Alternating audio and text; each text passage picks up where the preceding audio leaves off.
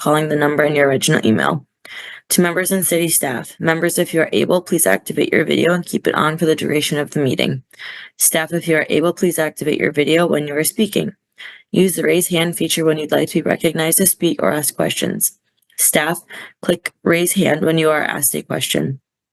The chair will do their best to call on committee members in the order in which hands are raised. Lowering your hand will take you out of the queue. Members of the public who have registered to speak, the name you entered in Zoom must match the name you entered in registration. You will remain muted until called upon. The clerk will tell you when your time is up. After speaking, a member of the body may ask you a question. If you need to share documentation with the commission, please send it to the email listed on today's agenda.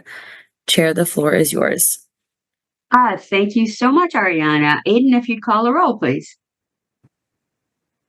Sure thing. Juliana Bennett.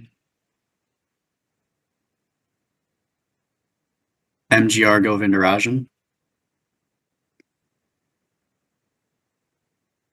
Dina Nina Martinez Rutherford. Present. Barbara Harrington McKinney. Present. Ann Kovich. Here. Robbie Weber. Here. Denise Jeffs. Here. Pepe Barros. Here. Darren Wozniewski. Present. Chris McCahill. Here. Nikki Vandermeulen. Bill Bremer. Here. And Harold Kleems. Present. Okay, thanks so much. So Bill, you're able to vote and make motions because two of the regular voting members aren't here. We'll have to watch to see if they pop on, if both of them pop on. Everybody have an opportunity to look at the minutes. And we would be reviewing the minutes, the updated minutes that Aiden sent out this morning. There was just one minor change on the attendance. Harold? Move approval of the minutes. Okay, there's a motion. Alder Martinez Rutherford? I will second. Okay, a motion and a second. Any discussion? Oh, it looks like Nikki, is that Nikki Vandermeulen? Looks like she might be in the attendees instead of the panelists. Is that you, Nikki? I just moved them over to a panelist. So then, Okay. Oh, yep, there they go. Okay, Nikki, is that Nikki Vandermeulen? Yep, it is. Okay. All right.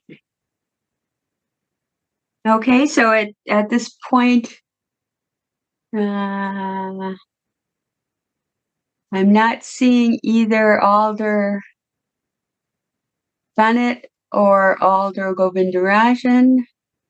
So that means that both Nikki and Bill could vote and make motions at this point. So we'll have to keep our eye on that as we go forward. So we have a motion and a second on the minutes. I'm going to assume a unanimous. Is there any discussion? I think I asked that, but I don't think I saw any hands. Any discussion? Okay, I'm going to assume a unanimous consent vote unless anybody wishes to vote no or abstain. Okay, seeing no hands, the motion is carried. We had a couple emails in item number 1, but Aiden, do we have anybody registered to speak on item 1? No, we do not. Okay, how about any disclosures or recusals this evening?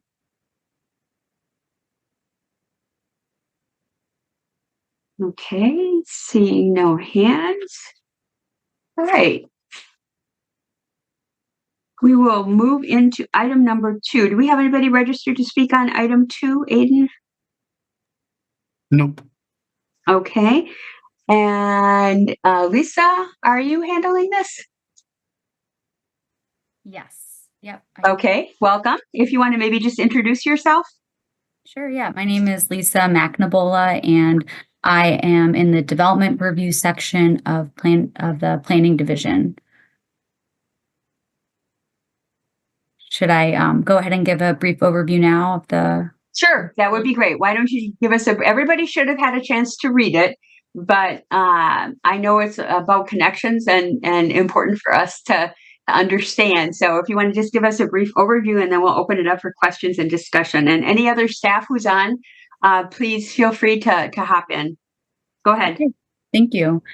All right, so I will just share my my screen quickly to kind of orient everyone to where we are. If everyone can see the exhibit that is posted on Legistar. Yes. Yep. All right. So just to kind of orient everybody, this is a parcel at 2202 Darwin Road, which is this larger parcel here. It's at the corner of Packers Avenue and Darwin Road. And currently the official map shows a future street connection here, north to south, with a portion here in orange on 2202 Darwin Road, and then some smaller portions on the neighboring properties. Right now, we have a proposed development on these two properties, which would require a certified survey map to create 2 lots, with the southern lot being developed with a car rental and the northern lot being developed with a food pantry.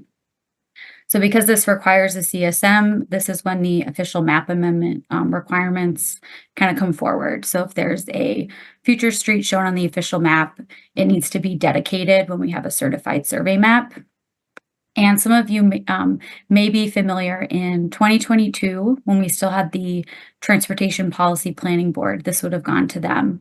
But in 2022, we had a resolution for an official map amendment to remove a east-west street connection that was at the northern property line for that property I just showed you, as well as the north-south connection that is still on the official map.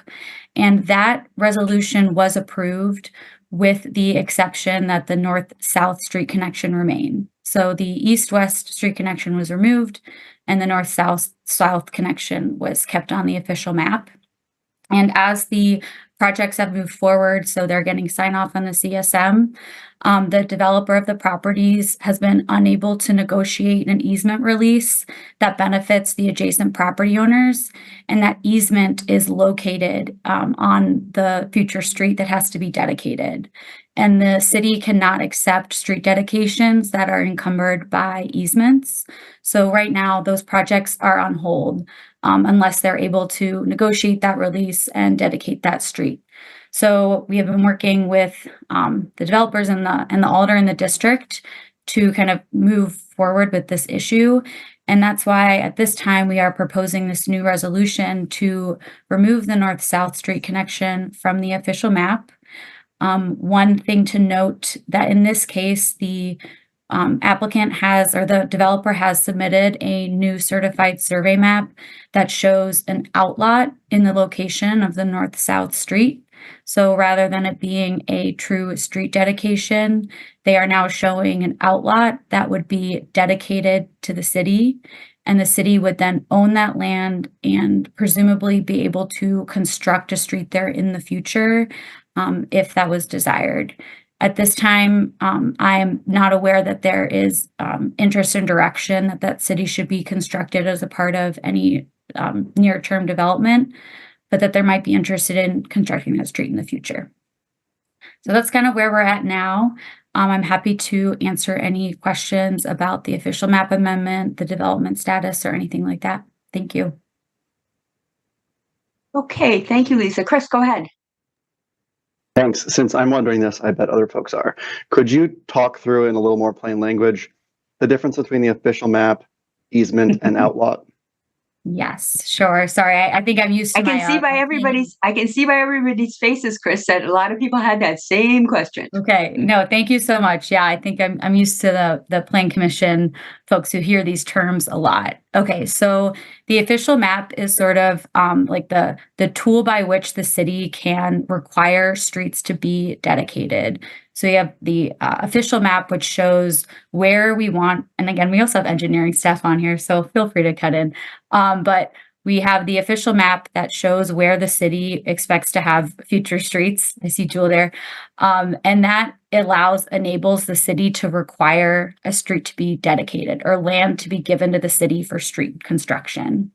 And that's basically the mechanism by which we can do that. We can get streets other ways, but this is like a requirement that if a developer comes in with land, that they have to dedicate the street. The outlot itself, so an outlot is just, you can either have a lot, which is developable. So like with this certified survey map where they want to build the food pantry, for example, has to be platted as a lot. And that's a legal boundary in the property where a building can be constructed. And you can also have outlots. And outlots are you can't construct buildings on outlots. In the city, we have outlots with like stormwater facilities, paths, things like that. But it's not a buildable lot. So in this case, we would have an outlot at the edge of the parcels where the future street would be. And it would basically be reserved for future right-of-way construction to happen at a future date, and the city would own that land. And then an easement. So an easement is basically what grants other parties access to your property. So let's say, in this case, for example, along the eastern property line, there is a driveway, and that driveway actually provides access to an adjacent property. So that adjacent property owner has an easement over that property to provide access to theirs. So it's just a form of basically property rights where they don't actually own the land, but they do have legal rights to access. And so once you enter into that agreement with somebody, it's like a legally binding, document, and those documents have to be formally released. And until that document is released, that easement is in place. And it's really a private kind of real estate matter between property owners and is not something that the city, for example, in this case, would get involved in. But it would be recorded. It would be recorded, so it would be official. Yep, exactly. Can I ask a follow-up? Sure, go ahead. So what we're trying to do is still preserve that land, but replace the easement with an outlot. Well, not quite. So we do want to maintain kind of control over that parcel of land because there is still interest in having the ability to construct a street in the future. We currently don't actually, as it stands today, the only thing that we have is this future street reservation on the official map. So what we want is the land where the street is located, and that's why we want the outlot. The easement is for the benefit of the private property owners. So in this case, we would need the easement removed in the future. At this time, the city would be accepting an outlot with an easement on it, and those easements would be removed when the street actually gets constructed.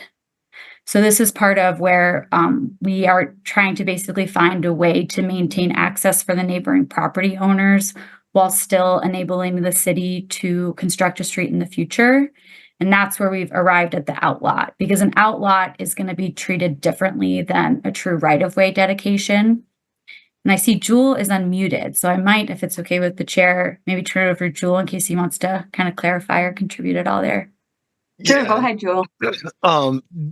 Lisa's doing a really good job, actually. She's explaining it all right. I think one of the things that wasn't maybe said was the problem here was normally when we would get a road like this, there would be the requirement to construct this road. And when they released the road previously, there was talk that, or in the past resolution, for the release of the other portion for the official map, the east-west road that Lisa was talking about, they said that they were not going to require this north-south road to be built with this development. And so that's where all these problems have really started to occur, is because the neighboring property owner is using this same area as an easement for access to its property. And so if it's brought into a city-owned property as a right-of-way, we do not accept right-of-ways with easements on them. where we could accept an outlot with an easement on it. And then as we turn it into a right of way, we could use our condemnation power to get rid of that easement in the future. If that makes sense to everybody. Chris, did you have something to add? Yeah, just real quick to add. So I think when we kind of made this decision a couple of years ago to not require this particular development to build the road, the idea was that as the area around it developed, that's when we would do the build the road and probably either through that form of developer agreement or do an accessible project to all the properties to build the road. So it's really kind of preserving our option to build this road in the future. But right now, with just this development, we felt it wasn't necessary at this time, but this whole process will allow us to build this road in the future. Harold, go ahead. Oh, is that all you had, Chris? Sorry. Okay, go ahead, Harold. Yeah, thanks. I'm still trying to digest all of this. So, assuming we go forward with this, then the development is going to happen. That driveway easement thing is going to stay in place, and the developments are going to be accessed through that, or are they going to be accessed from Packers? Or do we not know? Yeah. So there's an approved conditional use for the car rental. So that required, plan commission approval for that use, which included approval of a site plan. And in that site plan, they are using that essentially as like a driveway. So the primary access to that development will be off Packers. They have a secondary access off Darwin, but they are a car rental. So most of that lot is for their cars. So they're showing that as like a secondary access to kind of the large lot where they're storing their vehicles. And then the food pantry is a permitted use. So they only have to go to building inspection and zoning for their permitting. And it's more of an administrative review. And that one is also still kind of going through the sign-off process. So it hasn't been finalized, but their primary access is also off Packers with a secondary access at that kind of what is functioning as a driveway. And then the driveway, what will be the driveway on the outlot, it also provides access to a cell tower that is at the northeast corner of the property, and then would continue providing access to those two properties to the east that currently have an easement. And then just to kind of clarify too, with the outlot, we would be getting basically one new driveway agreement from all the properties that are benefiting from that access, where they will determine, maintenance, access issues, and have that all resolved before the city would acquire the property. And then we'll also be getting revised easement document that's kind of updated and addresses all of the parties that would be accessing the property, rather than, let's say, like inheriting kind of, an unknown. We'd have all of that kind of recorded as well. Okay, thank you. And as part of the development, Packers lacks sidewalks on that side. Is that going to be built as part of the development? Yeah. Okay. So they'll enter it into like a developer's agreement, and those will be installed as improvements. Okay. Good. All right.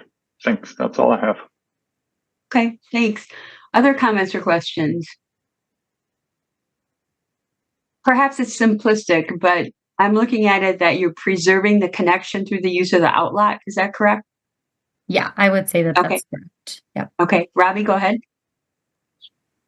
Yeah, you mentioned that in the future to build the road, you could use condemnation authority to get rid of the easement.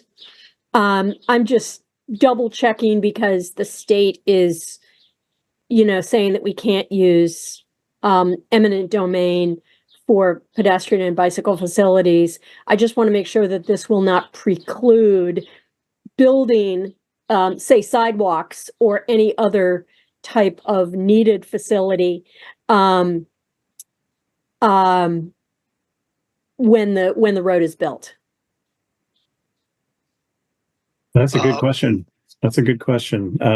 You want to?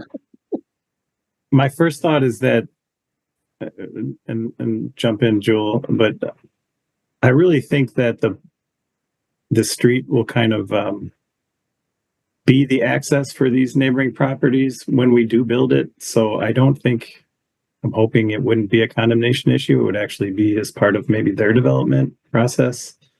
And we would not be acquiring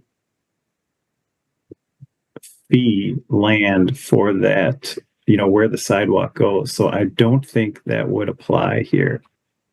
They have they would have an access or an easement in our outlot that we are condemning. So we wouldn't be like acquiring new land.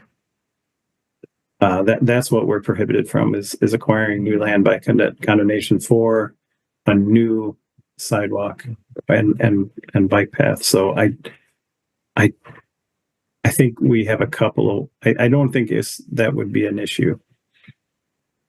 Okay. I mean that's fine, as long as you have that confidence. I just noticed that this potential street is really the only north-south connection to the residential, I think that's residential, north of there, except to go out onto Packers. So it might become in the future kind of an important connection for people to use walking and biking to get out of that residential area, because you've got the railroad on the east side and Packers on the west side. So another thing we can do, and maybe Jules already thought of this and Lisa has too, is when we establish the outlet, we can establish uses of pedestrian, vehicle, bicycle, bus, name everything as a approved use in an outlet. And so that way we're not establishing anything new later on because the use is already provided. Well, I didn't want to be a gloomy. That's a good thought. We should just run it by Dorn real quick and before we record anything. Okay. Yeah. Oh, I had a it's couple. great. It's great, Robbie, to raise these things now so they can be thought of and addressed. So excellent point. Go ahead, Jewel. Did you have something? Couple of things on that. One, I hoping that there won't be any need to have to condemn the actual access easement. Lisa had said we're working to get a new agreement where it would kind of auto terminate at the time that the city would turn it into a road. So that was one of the things that we had talked to Dorn about, and he had suggested including in that new access agreement. So that was one thing. Mostly there's I think one or two existing there are more utility easements under there because there's also a cell tower running up that same area with some utilities, and it would probably be more to get rid of those utility easements and acquire their rights. So just to be aware of that we were more worried about actually getting them into a new agreement and not having to worry about that. But I just wanted everyone to know that it is an ability of the city to extinguish an easement that way. So I guess I threw it out there from that point. And I think also if we're getting this land and it's wide enough to do what we want, I guess the concern is the other side, as Chris had said, the width of it, we can build what we want because it's an outlot, and it would come to us, and it being a lot, then we would acquire it and turn it into our own right of way. I believe we could build whatever we want to on it. It's not being condemned in any way at that point. The lot itself is not going to be conveyed to us in any condemnation. So I think we can build whatever we want to on it as well. However, the other side would come to us because there's an official map over there. If we would condemn it or wait for the parcel to the east, if that was to be given to us in the future, hopefully by future development and granted to us, we could build sidewalk on that side. But if we condemn that, that would be the future challenge. Does that answer your question, Robbie? Okay. Yep. Sure. Denise, go ahead. Yeah, thanks. I'm glad Robbie asked the question about eminent domain. Thank you. This question may be premature, and if it is, just tell me and I'll bring it back later. Thinking about a food pantry going in to this area, I'm pretty concerned about connectivity for bus riders and pedestrians, people who would be non-drivers, who would be needing to access that food pantry. So does this plan kind of create that opportunity for good connectivity for folks who would need to access that pantry who wouldn't be car drivers? Yeah, so, I think access and safety in general will be improved on Darwin and Packers due to the associated improvements with the development. So there's going to be crossing improvements across Packers and then the additions of the sidewalks, which I think will provide, adequate access for kind of the existing development that's there.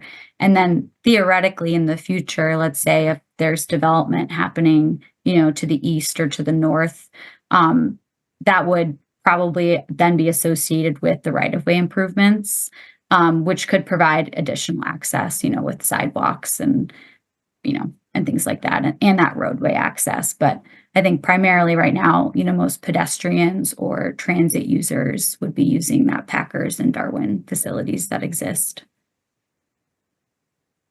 Okay. All right. Other comments or questions?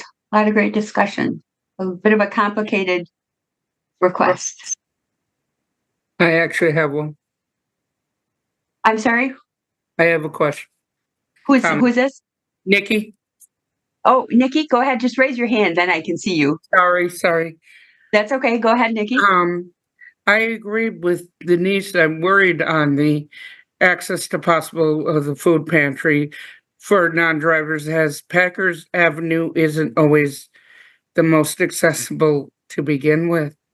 And I do worry that if we're going to take property on an easement, that they could control that we could control the use of who's allowed to go onto the property, meaning who's allowed to have the accessible transportation to get there. And I do worry about that.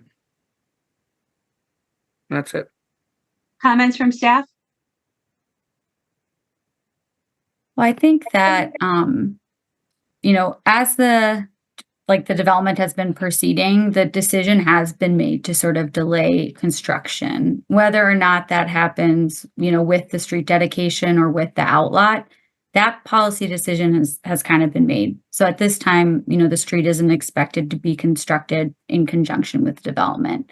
I do feel as the staff who worked on the conditional use request for the car rental and has kind of facilitated the CSM process as well, that there is adequate access, and that, at the time when the street is constructed, those easements would no longer be there. And then we would be providing, the same facilities that we provide throughout the city on our streets for access. So I hope that will kind of address the concerns, until that becomes a street,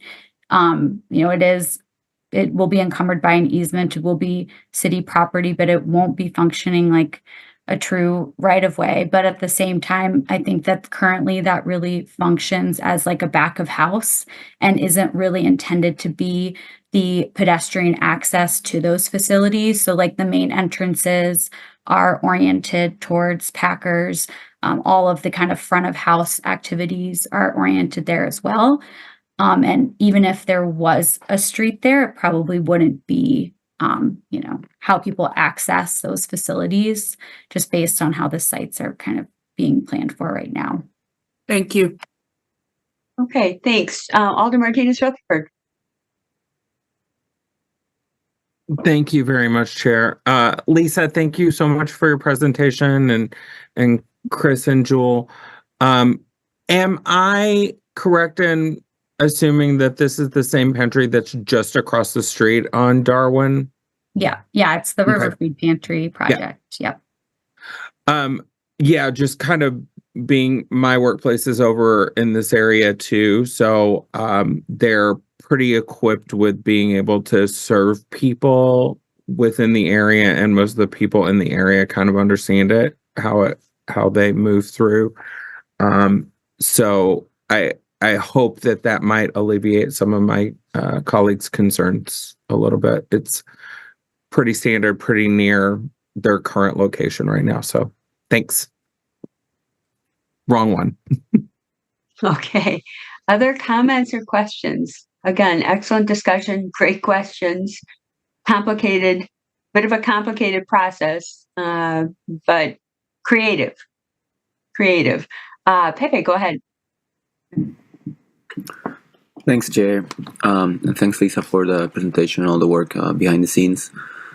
I am, so as I look at the map here, it looks like that driveway that is going north-south, south-north is also the access for some kind of antenna, maybe, that is all the way up, right? So guessing here that, you know, in all this conversation about access,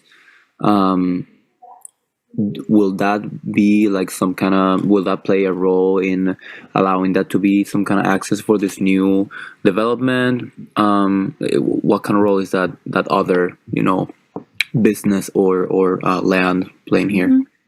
Yeah, so currently that property, a portion of the property kind of surrounding, it's a cell tower, so provides cell service, is leased to the owner of the tower.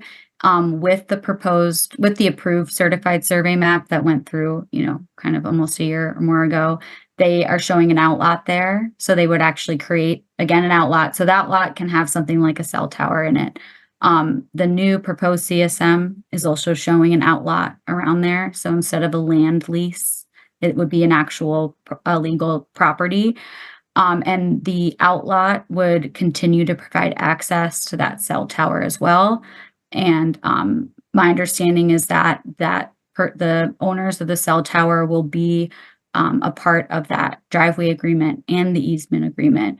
And that if the street, you know, were to be constructed, they would basically have like a driveway off the street, just like, you know, many properties throughout the city do. And that's how they would access that then. But they would be accessing it from that driveway with an easement agreement until then. Okay, answers your question, Pepe? Okay. All right, other comments or questions? Okay, we would need a motion to approve or recommend the resolution for approval. Alder Martinez Rutherford. I move for approval. Okay, Robbie? Second. There's a motion and a second. Any further discussion? Okay, seeing none, I'm going to assume a unanimous consent vote. Alder Govindarajan? Please mark me as abstain. I joined very late because of Wi-Fi issues. Thank you. Okay. We'll show Alder Govindarajan as abstaining. Everybody else, I'm going to assume, Nikki? I vote no on this.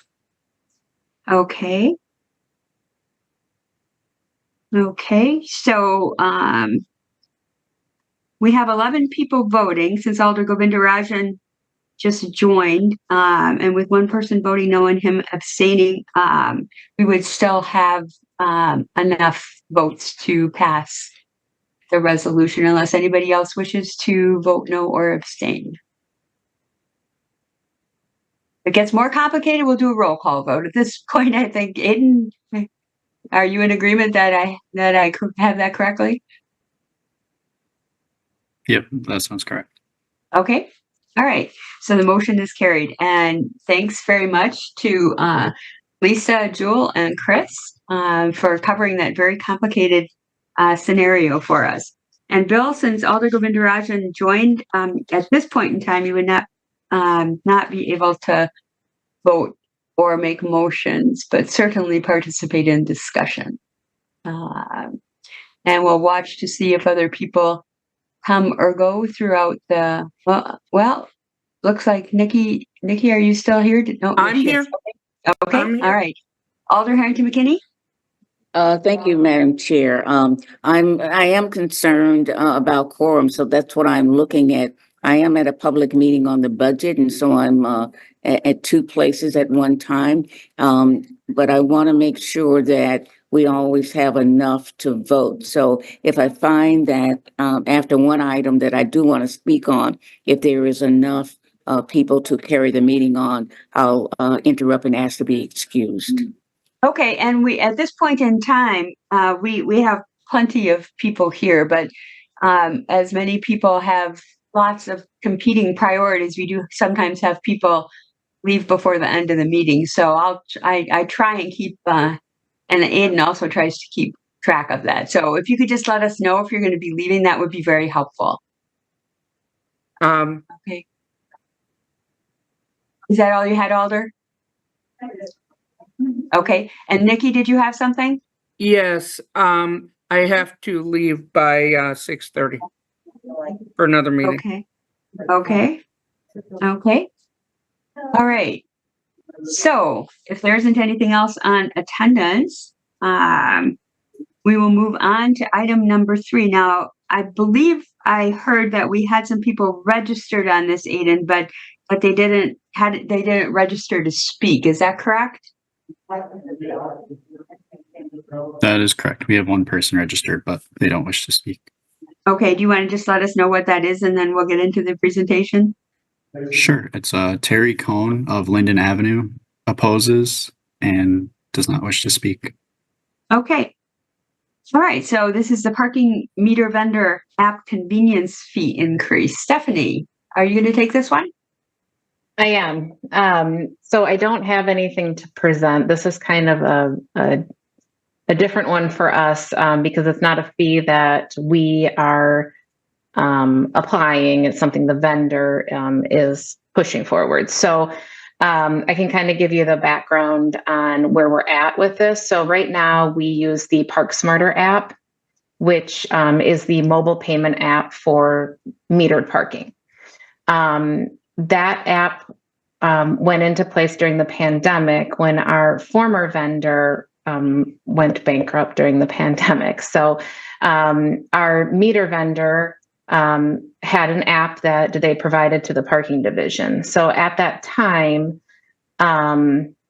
there was a transaction fee for any credit card transaction that it was decided at the time that the parking division would cover transaction fees.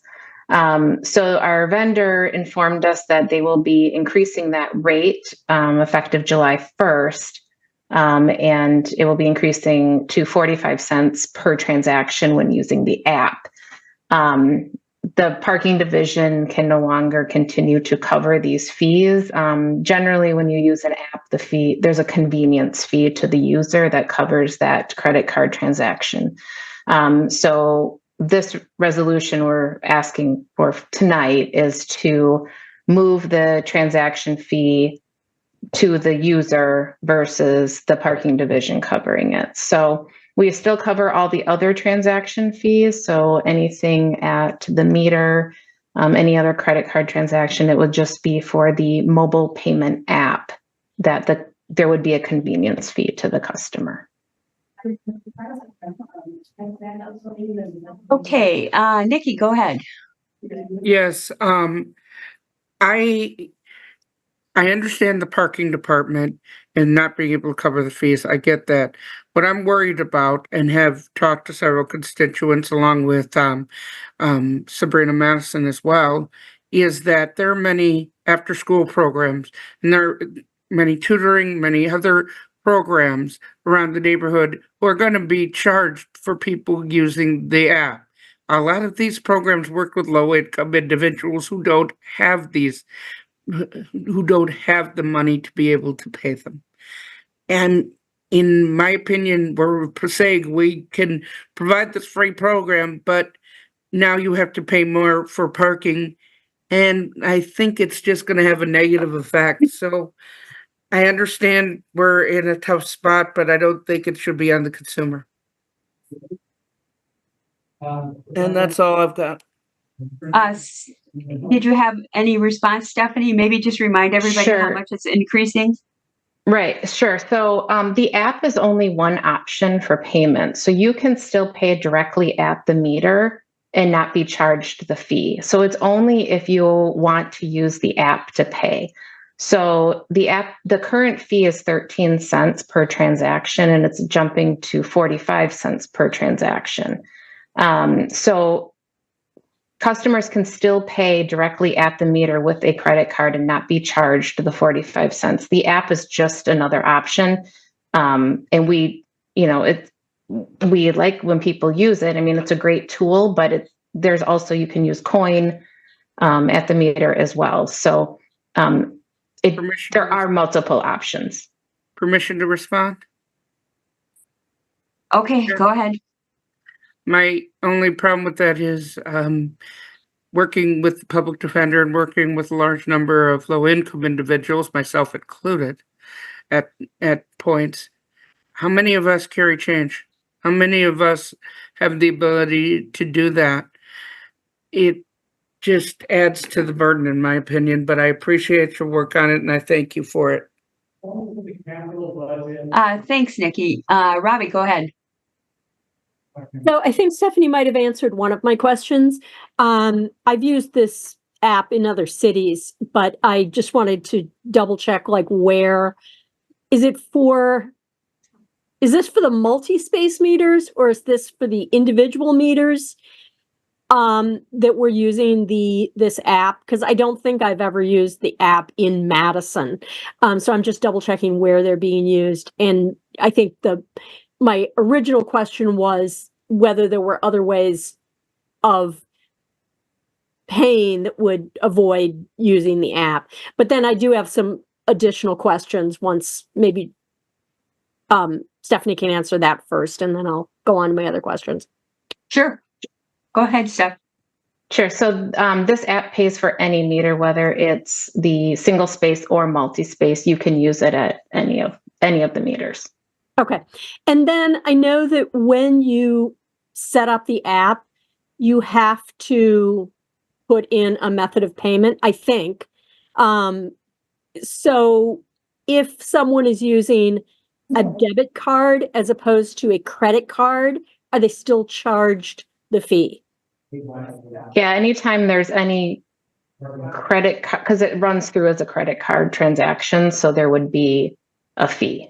Okay, because I know, some payment methods, if you use a debit card, you don't get charged the fee. So that was my second question. And will people be informed that there is a fee either via an email if they've already set up the app? In other words, you're a user of ParkSmart and we're adding this additional fee, or when they set it up. I just want to make sure that people know about the fee and not be surprised by it. Yeah, so according to our vendor, they can push out a notice before you do your payment that says there is a convenience fee of this amount. Do you want to continue? Okay. I just want to make sure this has nothing to do with parking, but I got surprised by a credit card transaction fee recently that was not disclosed to me, and I was not happy about it. So I just feel like people should know about the fees before they end up being charged. So I think that's all of my questions. If I have other ones, I'll raise my hand again. Thanks. All right. Thanks, Robbie. Alder Govindarajan, go ahead. Thank you, Chair.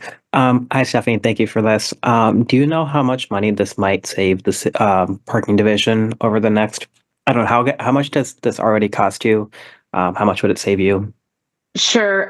So we know that it would be close to an additional $400,000 annually with this increase.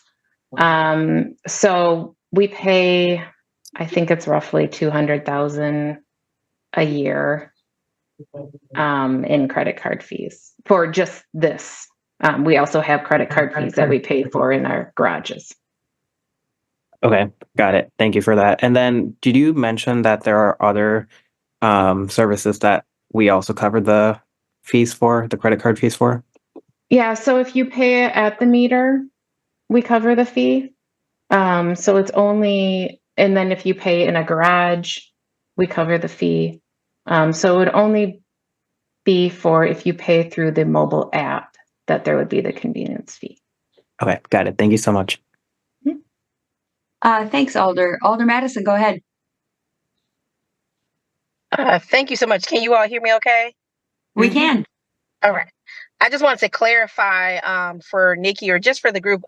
Nikki and I mostly chatted about number 4 or item number 4 on you all's agenda. For item number 3, I think just having some, my feedback was just ensure people sorry. Oh, no worries, Nikki. But I just mirror what some other comments were about just sending a notice. I use ParkSmart. It keeps me from getting a ticket. So, yeah. I just want to clarify that point. Okay, thanks, Alder. Darren, go ahead. Just sharing my experience from working in multiple communities around the state. I mean, this is standard practice. Every time I park in a community and go to pay, it confirms, number one, that there's a convenience fee, and then it tells me what the total is with the convenience fee. So this isn't anything unusual or that's not out there already. Okay, thanks for that feedback, Darren. Other comments or questions? Okay, I'm seeing none. We would need a motion to approve TC Resolution 63 as recommended by staff. Darren? I move to approve. Okay, that's a motion. Robbie, is that a second? That's a second, yes. Okay, motion and second. Did you wish to speak to the motion at all, Darren? No, I have nothing to add. Thank you. Okay, is there further discussion? Okay, see no hands. I'm going to assume a unanimous consent vote. If anybody wishes to vote no, wishes to abstain, or wishes a roll call vote, please raise your hand.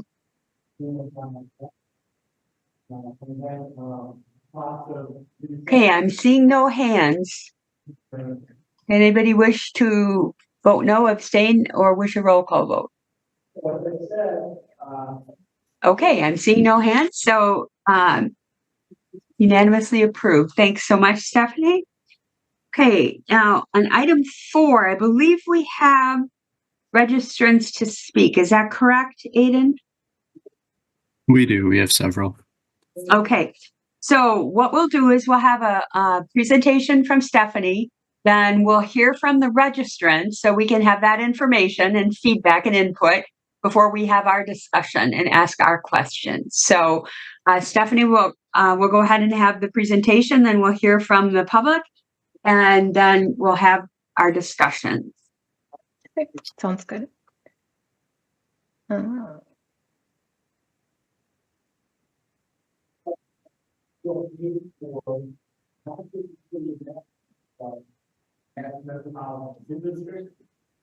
Everyone see that okay?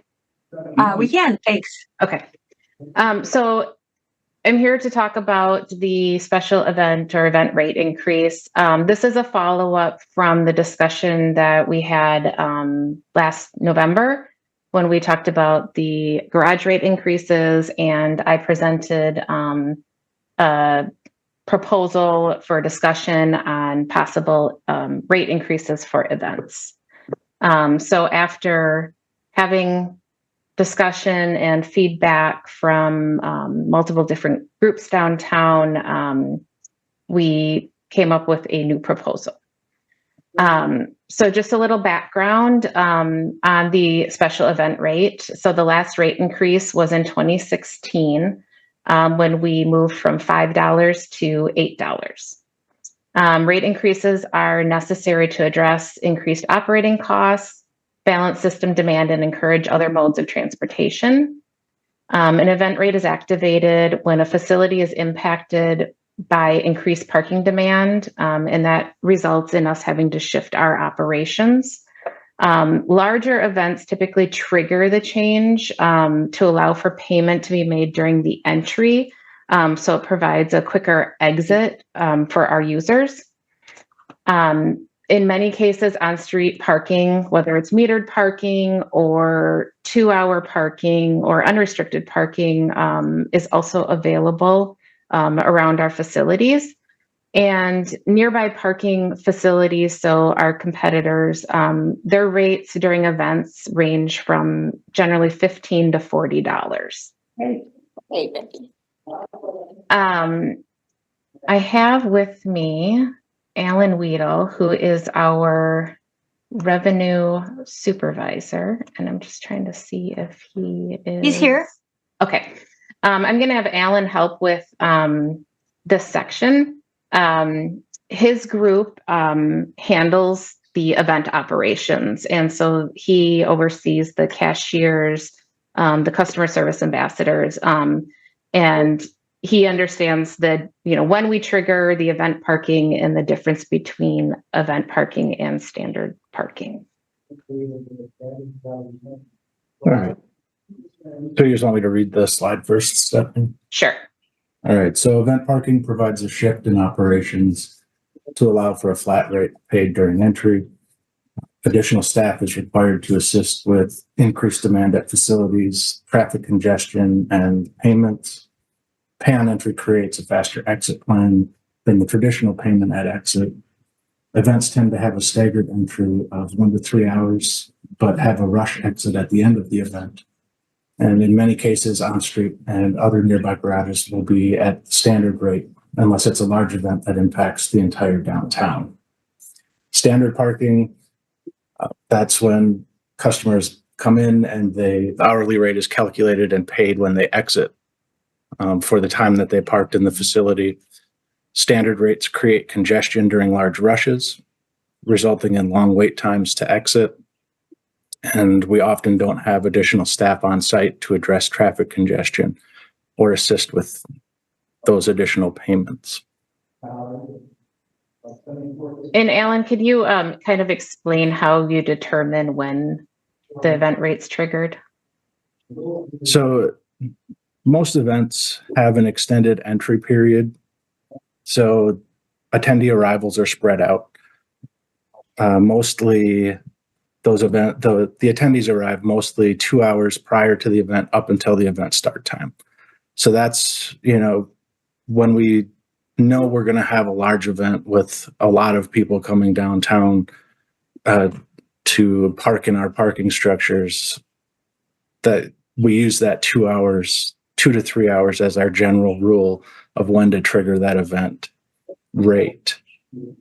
And we're trying to spread things out by using the event rate. We can charge them as they're coming in because they're coming in over a longer period of time. It's much slower processing a transaction when we have to take payment. So since it's already spread out over a longer period of time, just by the nature of when people come down for events, it's much more efficient for our customers and also for our operations to collect that payment over that entry period. If we would try to collect the payment during the exit period, everybody that was in attendance at that event is trying to exit at the same time. So now we're forcing people to wait for an extended period of time just so we can collect that fee. Whereas if we collect the fee over the longer entry period, we can get them out much quicker. Thank you. So here is the, just to remind everybody what was initially proposed last fall. It was the tiered system with 3 levels.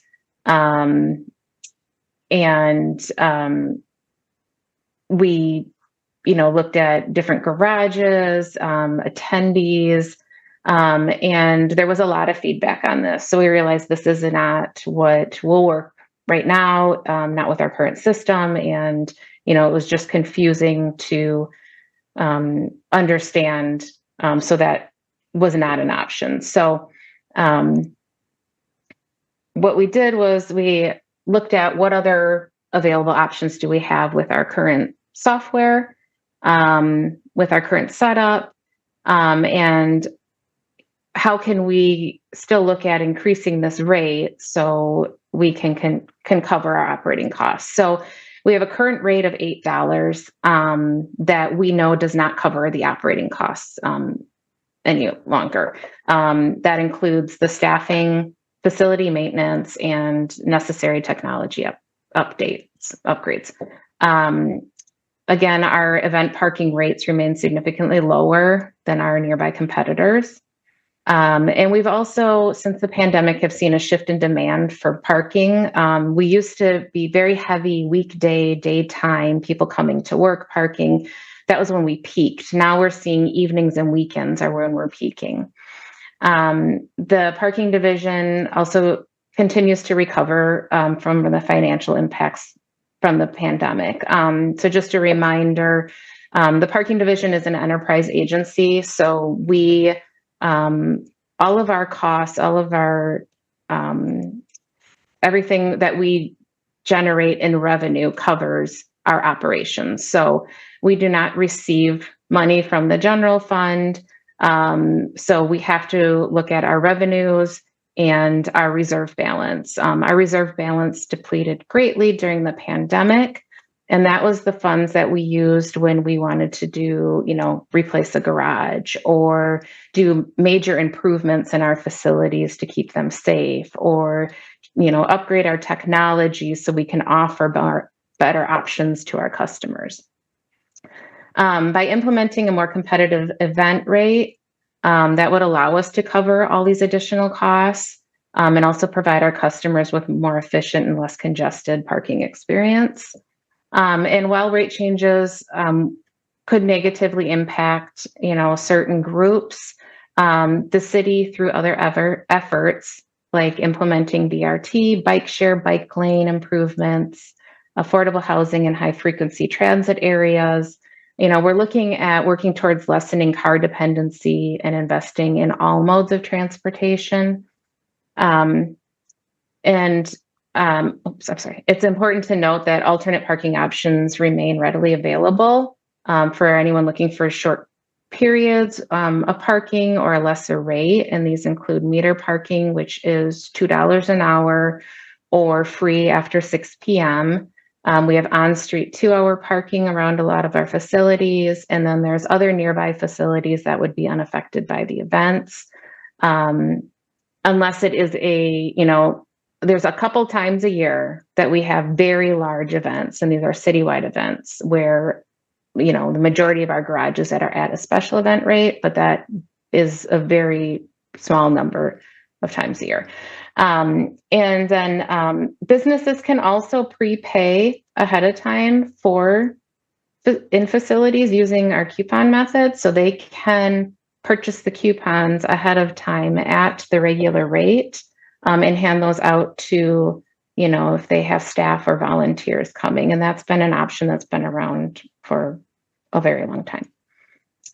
I also wanted to show the rate comparison. So, at our current, so there's two things we're looking at here. We're looking at changing the event rate, and then we're looking at changing the duration of when that purchase is valid for. So currently it's valid until 7 a.m. the next morning. It's my understanding that that has been in place for a very long time. And it actually goes back to how our operations were handled at that time and the lack of technology we had. So we would like to reduce that to 8 hours instead of valid until the next day. So if you break it down, the current event rate at 8 hours is $1 an hour. And then the proposed event rates would either be $1.25 an hour or $1.88 an hour. And then I just kind of put together, by facility, what the standard rate is at each facility at 8 hours. So our proposed event rate changes. So this is what we're proposing.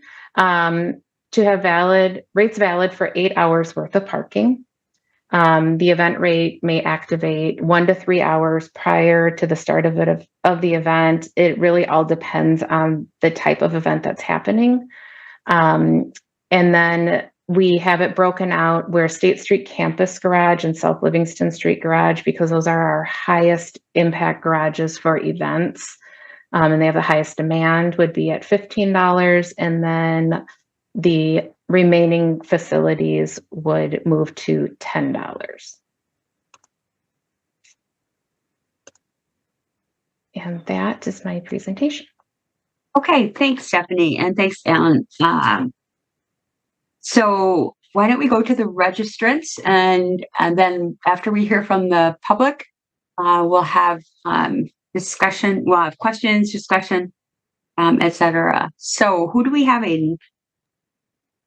So first we have Jolene Ruerda of Sherwood Road opposes and wishes to speak, and they're also representing the Arts and Literature Lab. Chair, I don't see anyone in attendance by that name. Oh, Rita? I think there was someone else we talked to. Yeah, Rita was part of that, but that's a different name. Yeah, Rita's also registered. She's third, so I don't know if you want to go to Rita first or just go to the next person. Yeah, why don't we go ahead and go to Rita first? Okay, so Rita Maurice, Ohio Avenue, opposes and wishes to speak and is also representing the Arts and Literature Lab. Thank you so much for allowing me to share my perspective on the proposed increases and how these will impact the communities ALL serves. For those of you who aren't familiar with ALL, we're a nonprofit art space with a mission to support artists and make the arts accessible to everyone in our community. Making sure cost isn't a barrier is a key component of accomplishing that mission. So we provide free and low-cost arts programs across visual, literary, and performing arts, daytime and evening, and often 6 or 7 days a week. We're also the commercial tenant in the South Livingston Street garage for the next 20 to 40 years. The arts facility we've developed in partnership with the city has helped us serve more people, and we're truly grateful to be in this new arts and cultural district. We worked hard to make sure the space is accessible and welcoming to everyone. An increased rate of $15 for event parking is going to make the space not welcoming and accessible to too many people in our community, and this will happen on a regular basis. In the next 28 days alone, there are already 12 days with special event parking in effect. I wish you were here with me right now because you would be able to see by just walking around a few blocks. There's no alternative parking here. We are far away from the other city garages. It's like a half a mile, which, you know, if you are in good shape or have a bike or whatever, might not be a big deal. But if you have any mobility issues, it's a real problem. There's not even handicap parking on the street. So if you need that accessibility, you have to park in the garage. So the Sylvie, when they have an event like they do tonight, they have to block off the parking spaces for their buses, and they get those permits 48 hours, weekday hours in advance. So that can eliminate the surrounding 4 blocks for 3 to 5 days for every concert they have. And they have a very full calendar. So the artists, writers, and musicians, teachers, volunteers, staff, and audience members who form the ALL community have worked so hard over the past 4 years, building a vibrant space that Madison can be proud of, where everyone can feel like they belong and that supports the local economy. This nearly doubling of the special event parking rate might help fill a budget shortfall today, but at what cost? Can our city benefit from big box visiting acts while still supporting local musicians and artists? I hope we can, but I think it's only going to happen after we carefully weigh all of our options. And I understand that, the parking hasn't increased since 2016, but $8 in 2016 is now worth $10.45 today, like in today's dollars. So the increase to $15 is pretty steep, and it's, higher than inflation. So I just urge you all to fully consider these questions before making your decision today. Thank you, Rita. Are there any questions for the registrant?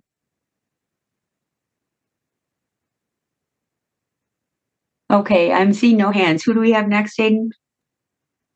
So next is Nick Javak of East Mifflin Street, opposes and wishes to speak. Hello, can you hear me?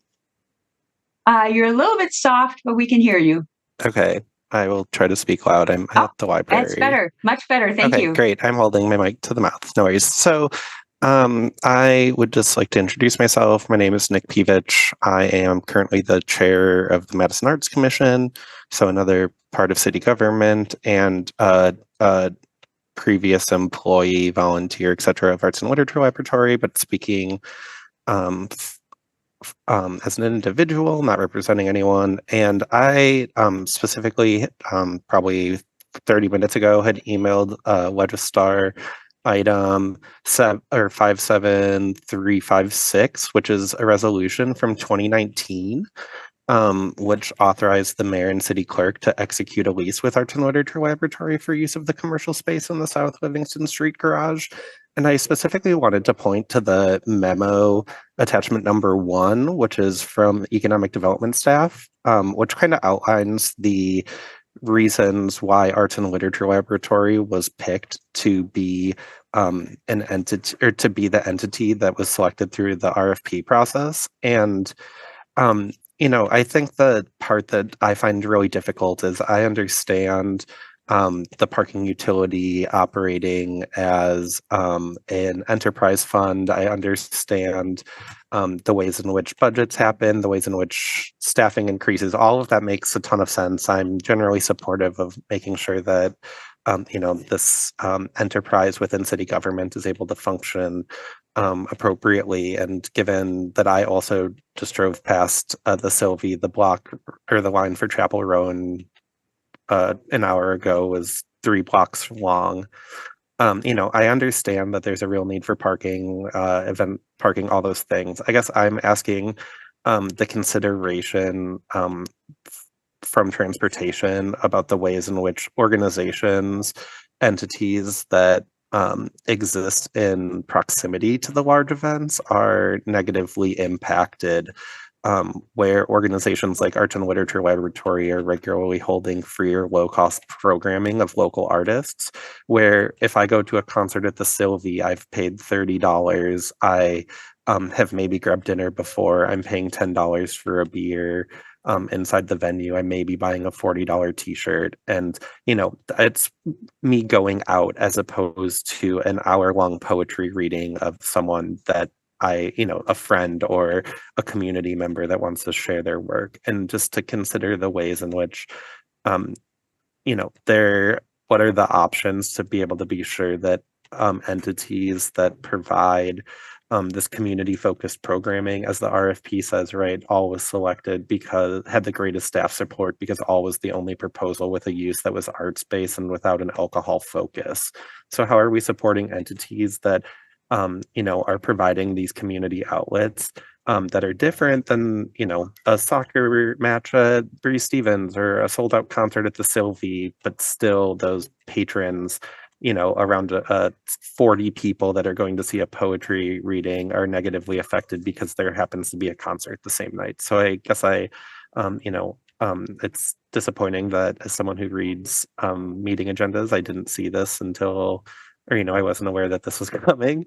I guess my bad, but I look forward to the discussion and ways in which we can make sure that entities aren't negatively affected, for the greater good of our community and our art ecosystem and things of that nature. Thanks. Thanks, Nick. Any questions for the registrant? Okay, seeing no hands, who else do we have in? So next we have Austin Griesbach of West Washington Avenue supports and wishes to speak. Go ahead, Austin, you have 3 minutes. Yes, hello, can you hear me? Yes. Great. So my name is Austin Griesbach, and I would like to speak in support of Agenda Item 4 for the raising of parking special event rates. There was an interesting article about the city's parking garages in the Cap Times in 2022, which really opened my eyes to how much these parking garages can cost, especially considering the fact that the last fee change was in 2016 when $1 went much further than it does now due to inflation. I think it's really the responsible thing to do to increase the parking rates to match the demand that's put on them by people needing to park and to help offset the costs of these garages. At least one other comment submission I saw stated that it was unsafe to park farther away and walk because of heavy downtown traffic. And I guess, like, to me, the solution to that is to remain engaged and continue providing comments on how they think pedestrian safety could be improved in the area, because I absolutely agree it could be improved in the area. Personally, I think low cost parking in the midst of a special event would just result in drivers scrambling to get a hold of that parking. It would result in a worse experience for anyone who's not in a car, and a worse experience for anyone who's trying to navigate that landscape while handicapped. And to all the comment submissions that I read that were opposed, which claimed that there was no access to the area or to the downtown in general unless they had that low cost parking. I'd like to point out that the locales of all these garages are very well served by Metro Transit, and Metro tickets are already cheaper than current parking rates. And actually, most of these garages are very near to the upcoming bus rapid transit routes. So I'd really like you to encourage you to fully consider your options, because I find it likely that the city already has great options that might work just as well as or better, and it might not have crossed your attention yet. So that's all I'd like to say. Thank you. Thank you, Austin. Does anybody have a question for the registrant? Okay, seeing no hands. Do we have anyone else, Aiden? Yep. Next is Matt Golick of South Franklin Street, supports and wishes to speak. Go ahead, Matt. Hi, thank you for giving me the opportunity to provide feedback. I'm fully in support of this proposal. I read through the public comments, and there were a lot of equity concerns. And I think they're right. There's a lot of inequity in our transportation system, especially when it comes to parking. And I think it's important to address that. But I think that some of those concerns are misattributing the source of that inequity. The Wisconsin Department of Transportation estimates that between 30 and 40% of Madison residents are non-drivers. There's a strong correlation between income and wealth and being a driver and having access to a car. The cost of constructing the Livingston ramp was $18.2 million. That's more than the city contributes to the Metro operating budget every year. And that works out to about $27,000 to $29,000 per spot, depending on how you count moped and motorcycle spots. And again, that only includes the cost of construction. That doesn't include the price of land, ongoing maintenance, operations, the potential property tax revenue that the city could be getting if the land were used in an alternate way. So when parking is underpriced, meaning when the fees that we charge don't cover those costs, the shortfall is made up, and it's effectively coming out of property taxes, which means that non-drivers who are often low income are subsidizing parking for drivers who are wealthier because they pay property taxes, often through their rent. This is regressive. Not only are they subsidizing wealthy Madison residents, they're also subsidizing people who don't even pay property taxes in Madison, who are driving in from Maple Bluff, Middleton, Mount Horeb, and so on. That means that some of our poorest residents are subsidizing parking for people coming in from Maple Bluff. To me, that is clearly inequitable. Raising event parking rates is a small step towards rectifying that. Thank you. Thank you, Matt. Does anybody have any questions for the registrant?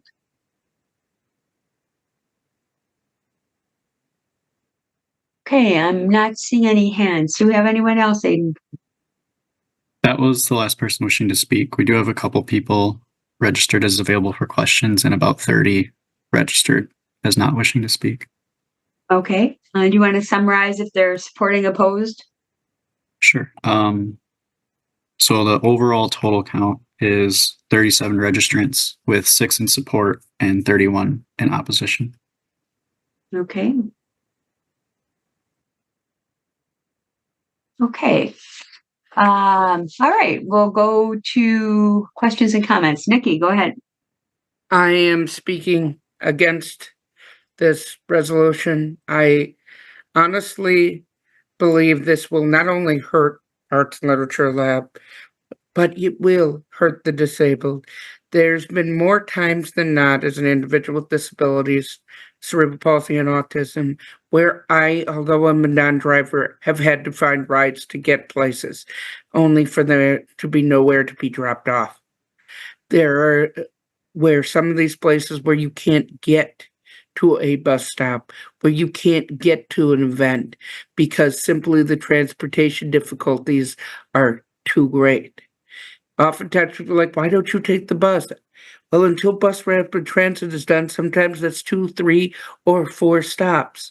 To get to the west side of Madison near my parents' house for an event took 3 hours and 3 stops.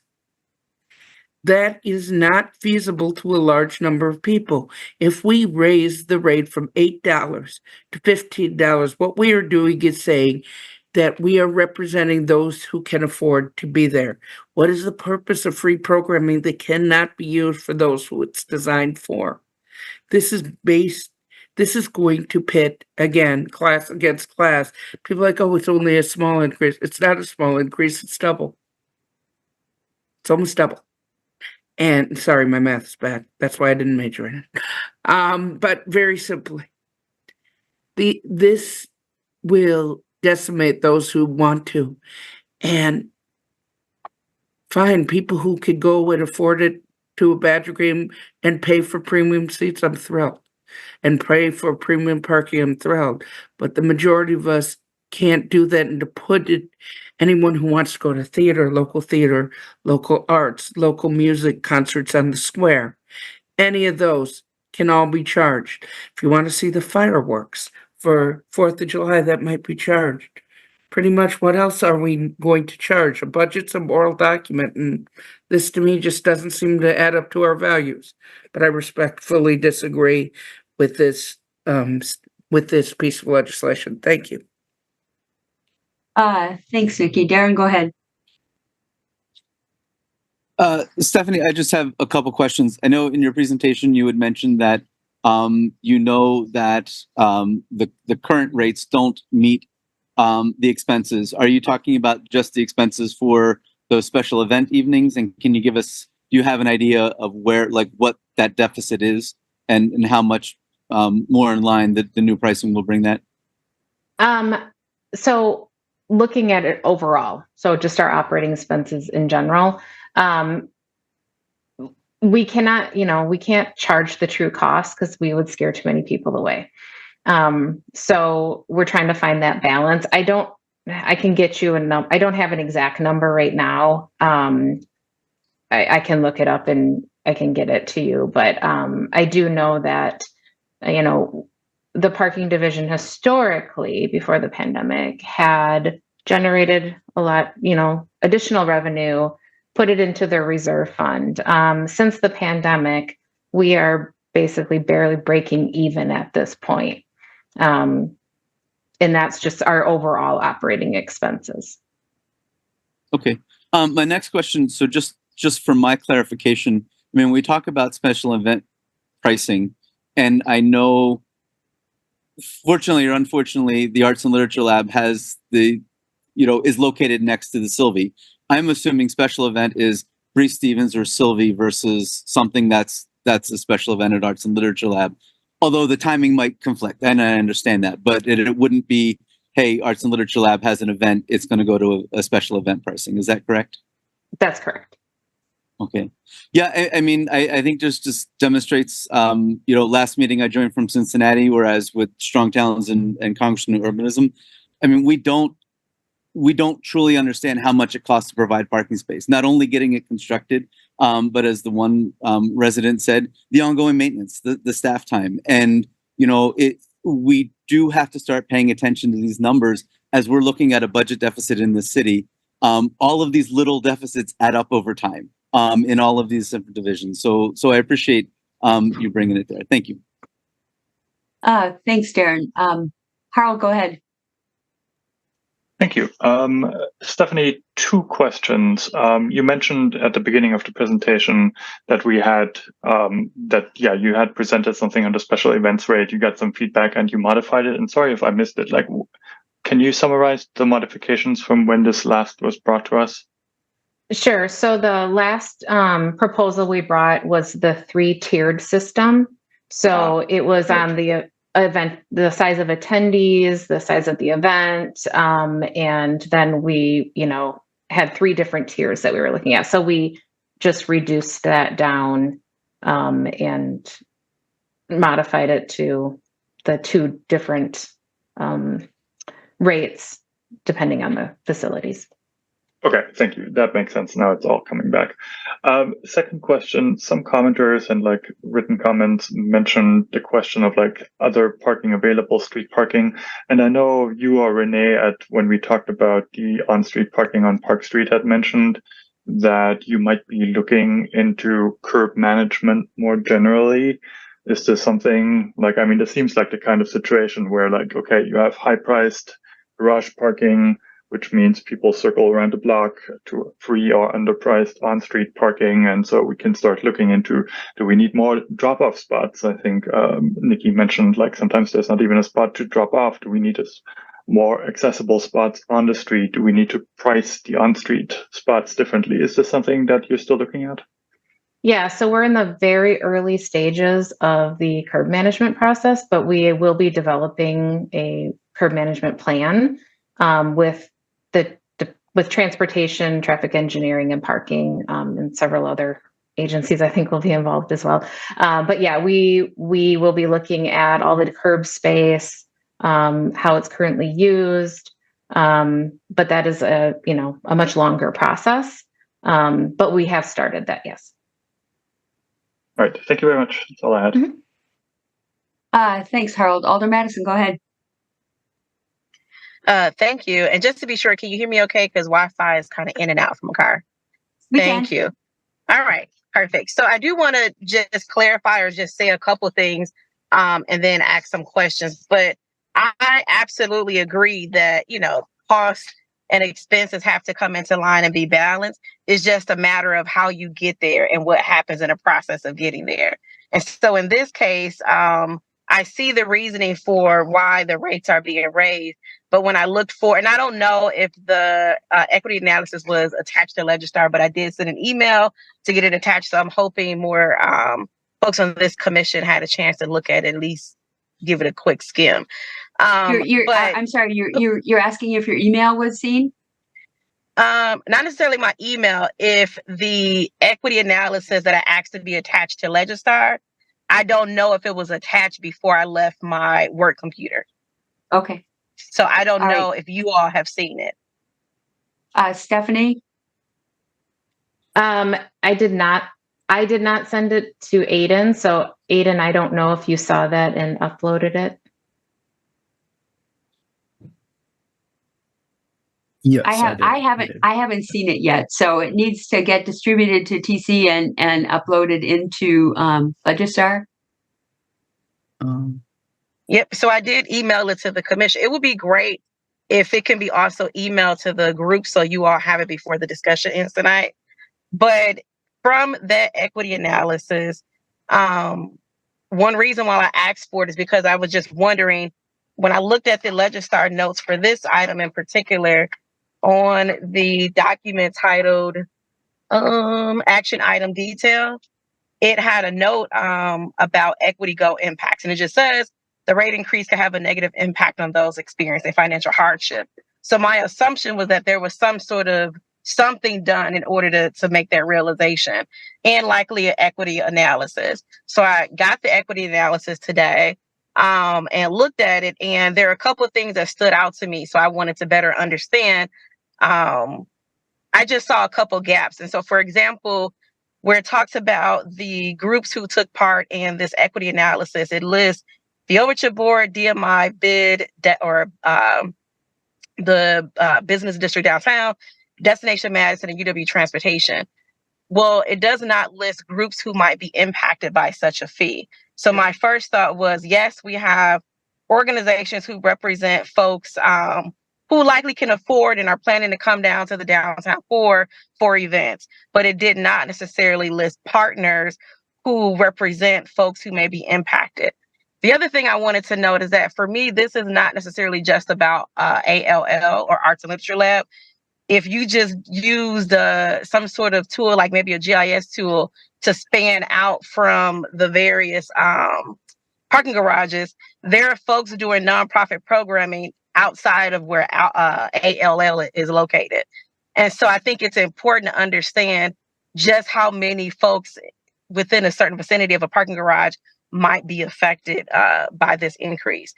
And so I guess my big, a couple of things, I'm sorry, I do want to point out here.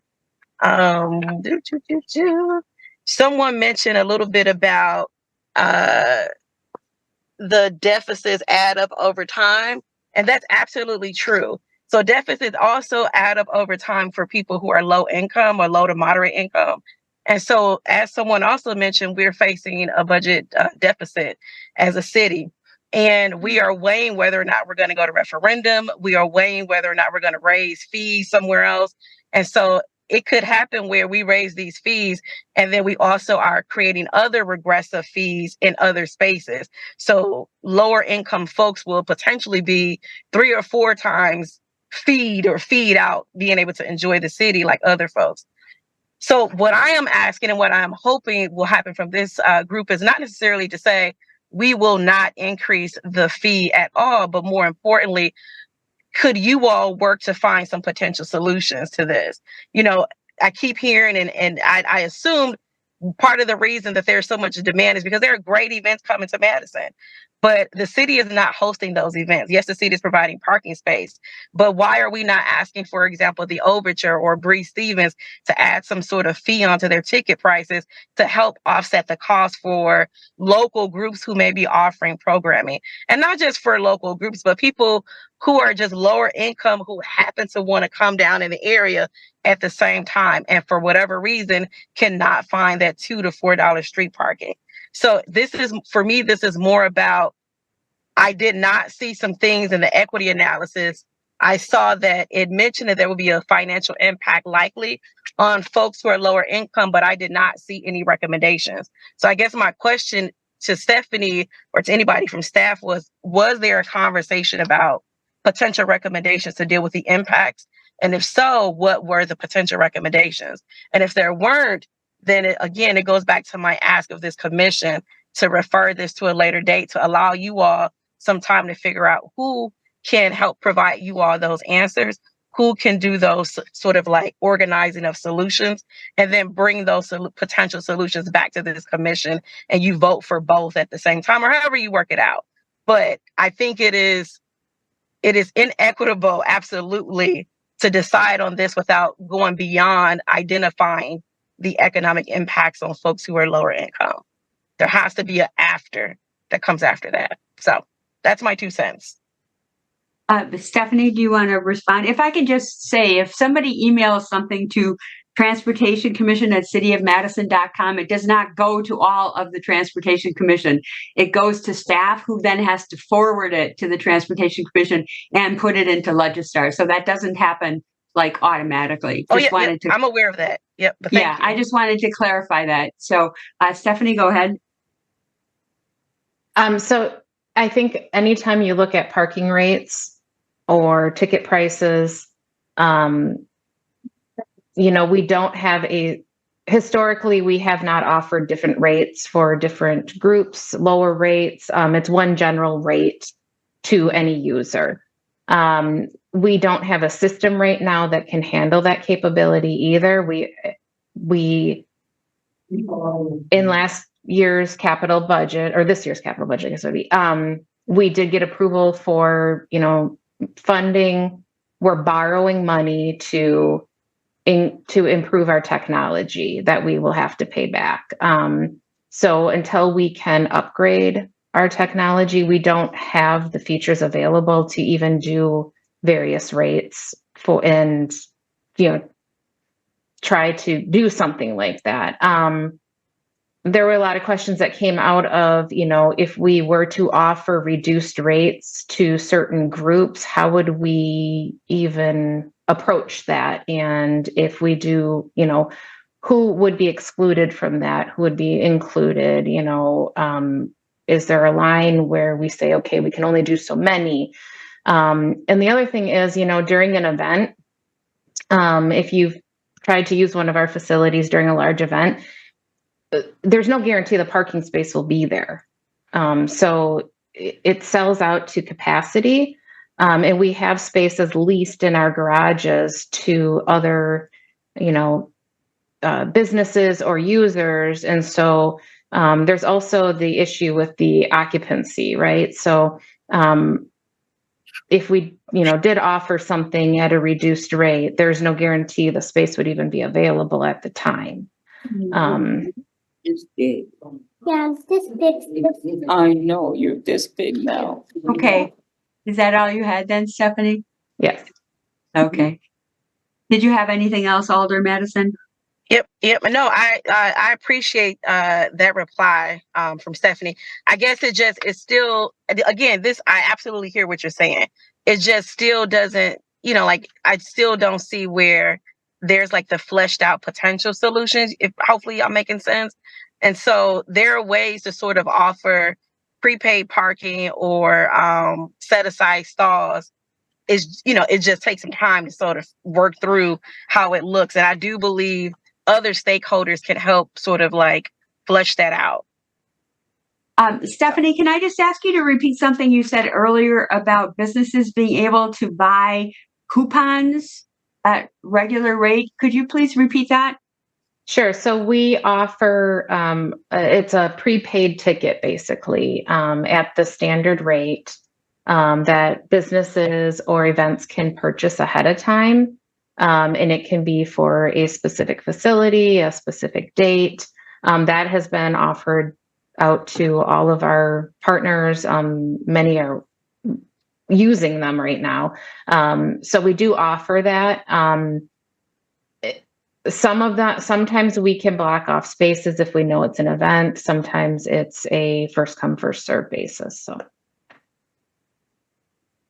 So that was a solution that I just wanted to make sure didn't get overlooked. You had mentioned it earlier, Stephanie, and I think that's important. Along with something you and I talked about earlier, the bus passes. Organizations can purchase bus passes through Metro Transit, but they can offer as well. So I think we are on to Alder Harrington McKinney. Yes, thank you, Madam Chair. And I did speak with Alder Madison early, and she did call my attention to several things. And so where I landed was the statement, while the rate changes could negatively impact those experiencing financial hardship. And so I settled on that. Let's see, Stephanie, I wanted to ask you two questions before, I come back to my comments. Did we receive or did the parking utility receive any ARPA funds or were eligible for any ARPA funds? Not that I'm aware of. Now that you were eligible, but you did not receive any, is that correct? Correct. Okay, all right.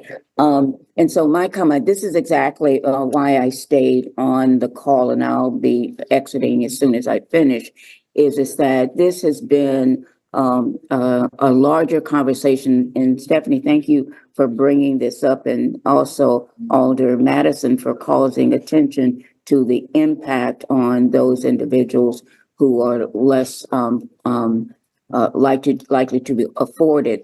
And while I do understand the cost of parking, I get that. I do understand the impact of the pandemic on the parking utilities.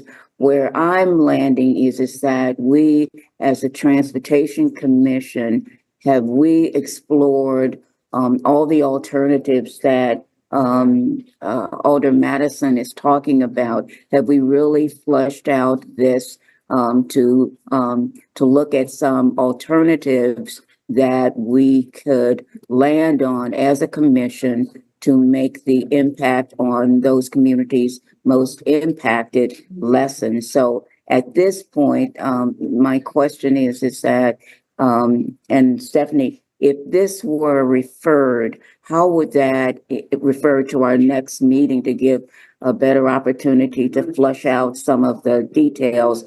How would this impact what you're expecting the Transportation Commission to act on tonight.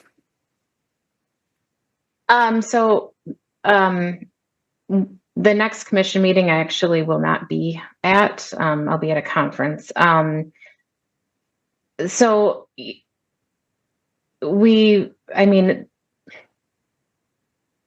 We were hoping to put this in effect July 1st.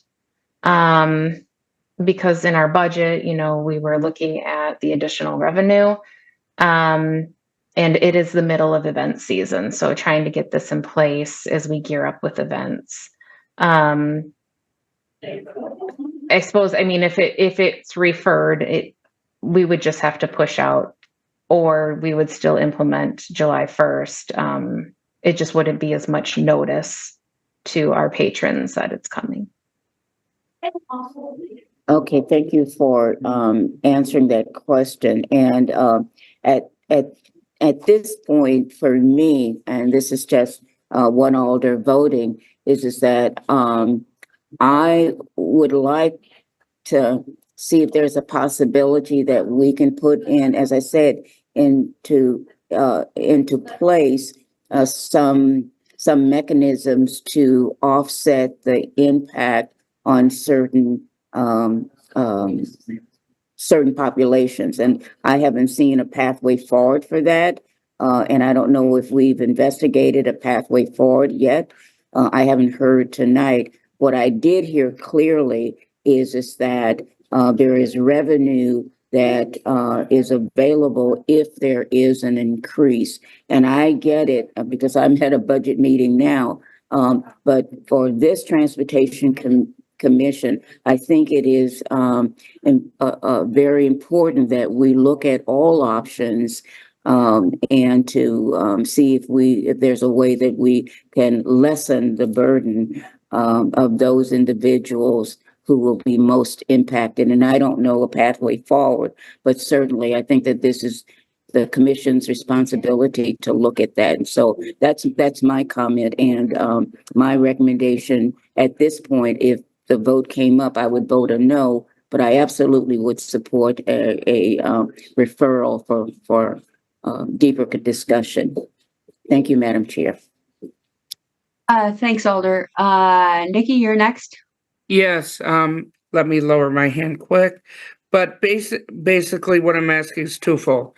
One, that this be transferred as well to the Disability Rights Commission, as this will have an undue effect on individuals with disabilities. We talk a lot about Metro bus passes. We don't talk about those whose chairs don't fit on a Metro bus and have to have specialized transportation and nowhere to park and nowhere to get out. We talk about accessible transportation, but we don't talk about how we can afford to pay for it. I think this is an equity issue, not just for on low income, but on disability as well. I think this needs to go to the Disability Rights Commission as well. Secondly, my comments on all of this are as follows. This city, for a long time, says we want to reduce and we have a budget deficit, and I get that. I'm well aware of that. And I'm going to just be honest here, and some are going to like it and some are going to hate it, but I'm going to go and say it anyway. For years, the disabled have said, why should we have to keep waiting? And we're finally getting activities in Madison that are for everyone, that are for all age. Why would we make it harder for individuals to be able to attend because they can't afford to get in? I just don't understand that. So it's a no for me. Thank you. Thanks, Nikki. Alder Martinez Rutherford. Yeah, thank you, Chair. Stephanie, thank you so much for all the work and thought that you and the team have put into this. I'm immensely grateful for you and everyone who's doing the hard work of the city every day. I completely understand the reason for the increase and understand the need for that to be alleviated And I also understand how burdensome it can be for people who are, $5, $3, whatever, can be a little more than they can bear. I believe that with the equity analysis tool, that I would like to kind of see people that are impacted at those tables. And I think that's a greater issue not necessarily a transportation issue. I think that's just a greater issue, period. And I personally, I would really love to see it also go through the Equal Opportunities Commission to see what we can, if there's anything else that we can see beyond just this space of the Transportation Commission, to see if there are ways that the EOC and that Disabilities Commission can put their heads together and see if there's a way to help the populations that aren't able to afford it or are going to be unduly burdened by it.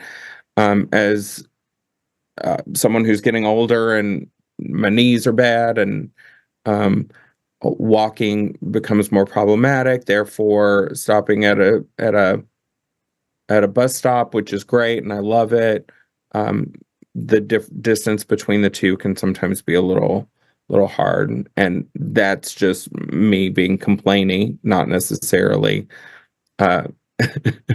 experiencing a disability or having mobility issues.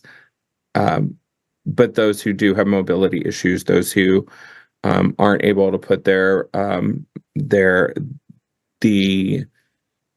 equipment they need to help them get to where they need to.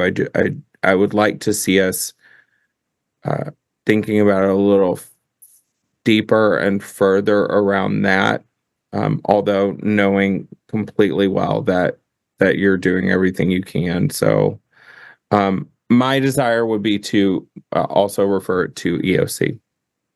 Thank you. Thanks, Alder. Chris, go ahead. Thanks. I really appreciate this conversation and definitely recognize how large of an increase in cost this is for a lot of people. I'm sort of racking my brain trying to solve this problem in real time of how we can address that need for folks where it really is a burden. And I'm finding it really hard to see what that path forward looks like. So for those who think way too much about parking, there's a saying that it can be cheap, it can be available, or it can be convenient, but it can't be all three. So if we're asking for cheap parking, we've got to give up that there might not be a spot available, or it might have to be further away. That's just sort of the economics of the thing. So I'm trying to figure out what the solution might look like. So Stephanie, I wanted to ask you if there were a way to keep the prices low in the city garages downtown, or maybe even carve out cheaper parking for certain folks who might be going to a different type of event, or maybe they have a disability. During those large events, you have a better sense of the supply of parking downtown. If we keep those prices low for folks, what would that look like during those large events? How would that work? How would that benefit people?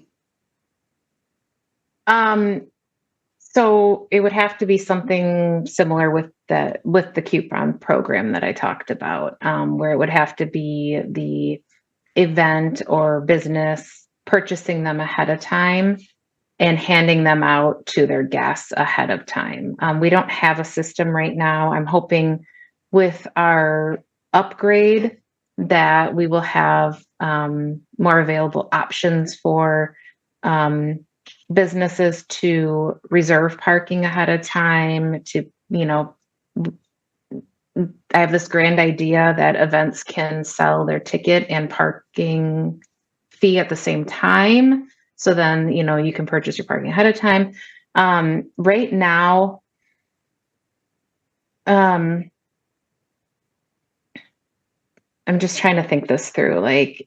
Event parking, there's some garages, the rush is pretty intense. And I wouldn't want to put it on staff to have to try to determine who gets a certain rate. I'm gonna ask Alan if he has any thoughts on this. I'm struggling. What I'm hearing and sort of thinking is we would basically have to commit to a city to say, we're going to carve out X portion of the population and devote the parking garages to those folks primarily in order to meet those equity concerns. Yeah, we would have to remove those spaces as being eligible for the general public. And then they would only be eligible for, a group. What we do now though is buy like events. So, or if somebody purchases, 50 coupons for a specific day, a specific time, they purchase them ahead of time. That's really our option right now with our current software.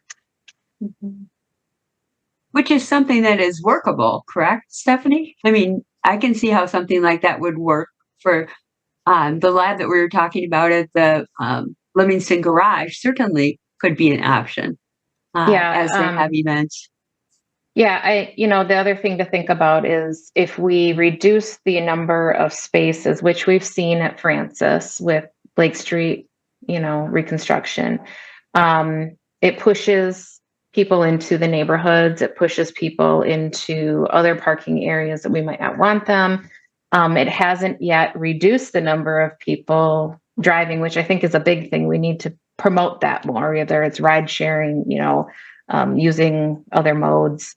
But by reducing the stalls, there's still the same number of attendees coming, and they're, expecting there to be space in one of the areas. So whether it would go to the competitor, we have competition near all of our garages. So it could go to the competitor, and maybe they would just increase, the demand in their facility. Other thoughts, Chris? Okay. Denise, you're next. Yeah, thanks, Anne. Excuse me 1 second, Denise. Rita, Sure. You have your hand up, and we've closed out our opportunity to hear from the public. So just wanted to pass that along. Thanks for letting me do that, Denise. Go ahead. Yeah, no worries. Stephanie, I apologize if I missed this. This is a really important discussion, I think on a much bigger scale. But I think my first question is the disproportionality of the fee increases. So the State Street Garage and then the one on Livingston, those went up so much more than the others did. Can you help me understand why? And I'm imagining you looked at this, but what about a more level increase across the board? It doesn't solve the equity issue overall, because there are truly people who need to park. I mean, I think we just need to acknowledge that for whatever reason, so many of the people that are in those garages for events don't need to. They could find we could find other ways to get to those events, but we're not incentivized or encouraged to do so. But there truly are people that don't have the mobility or the stamina to be able to use other methods. So, but it just feels like these two garages are getting disproportionately higher fee increases compared to the others, and particularly the Livingston Garage, by the Art and Lit Lab it does concern me. So can you kind of just back me up? I just can't remember if you spoke to this at the beginning. Sure. So the Francis Garage or the State Street Campus Garage and the South Livingston Street Garage have our highest demand for events for users.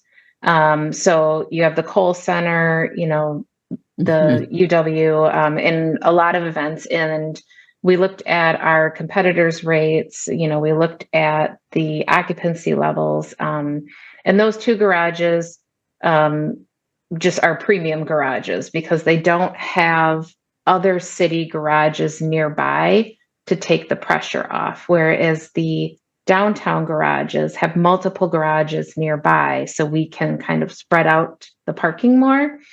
So that in South Livingston is, I wasn't here when that was developed, but that is definitely turned into an event-based garage. You have Breeze Stevens, you have the Sylvie, you now have the Moxie.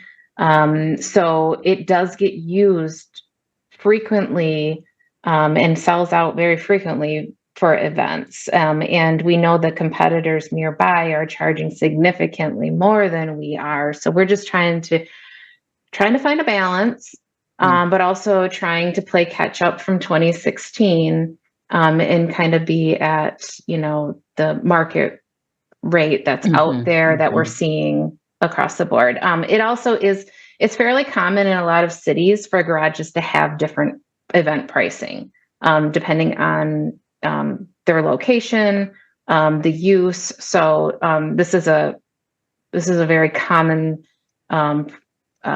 setup that you'll see in other cities. Yeah, thank you. I had most of it, but I just missed the part about that they're really high use garages, and I live in the Livingston Street area, so yeah, I know how many events there are in my neighborhood.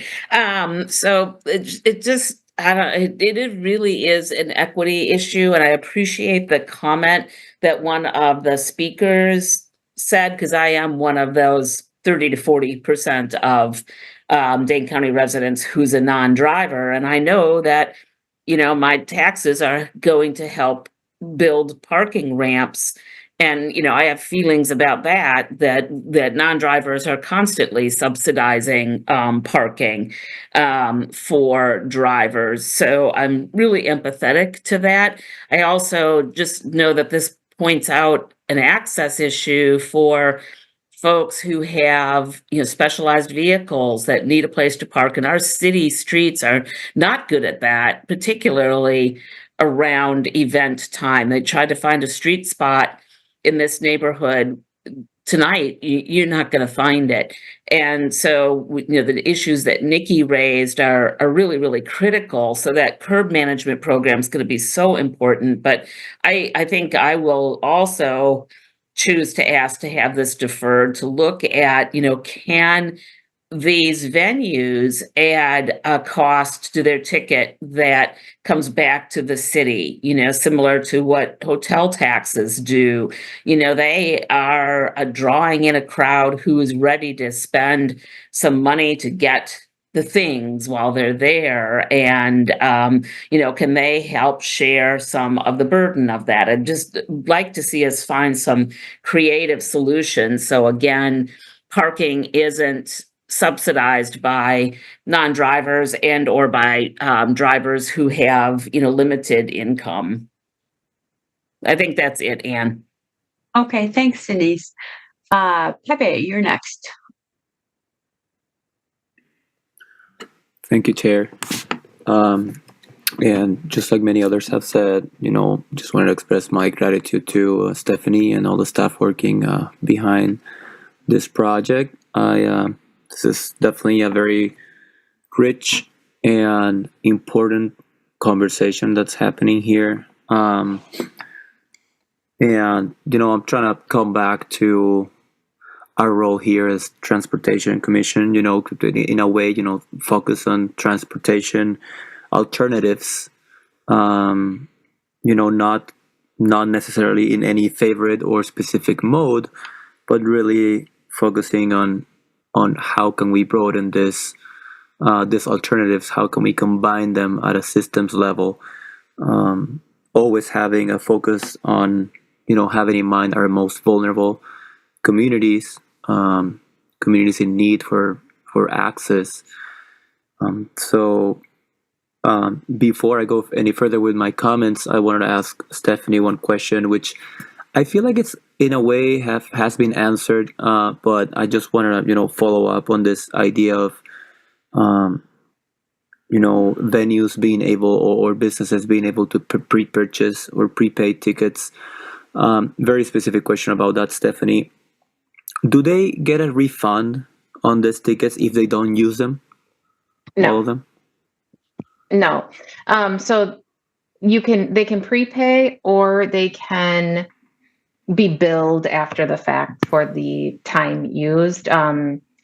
So we have some businesses on State Street that pay for their customers' parking. So they will get the coupon and then at the end, we bill them monthly for it. Typically for large events, we have them prepay ahead of time because we've also run into issues with trying to recoup that money. So we're trying to move more towards having it prepaid ahead of time. But no, they're not refunded because we do block those spaces off in those cases where, we're reserving that for them. When you say you're reserving those, does that mean physically reserving them, or does that have anything to do with the sign that says, parking ramp full? Yes. Or something like that? How does that work? Yeah. So in our system, we would take out, so our staff monitors the occupancy in the facilities during events. And when Alan, correct me if I'm wrong, but when it hits, I think 50%, or higher, then they will turn the full sign on because there are spaces set aside for the monthly parkers. There's spaces set aside for our leased parkers. And then if we pull any other spaces in the system out is already taken, that lets us know triggers when we should turn the full sign on. Did I get that right, Alan? So the magic number is when we have 50 spaces 50 available. spaces. Okay. And so that's transient parking. So that's available for anyone.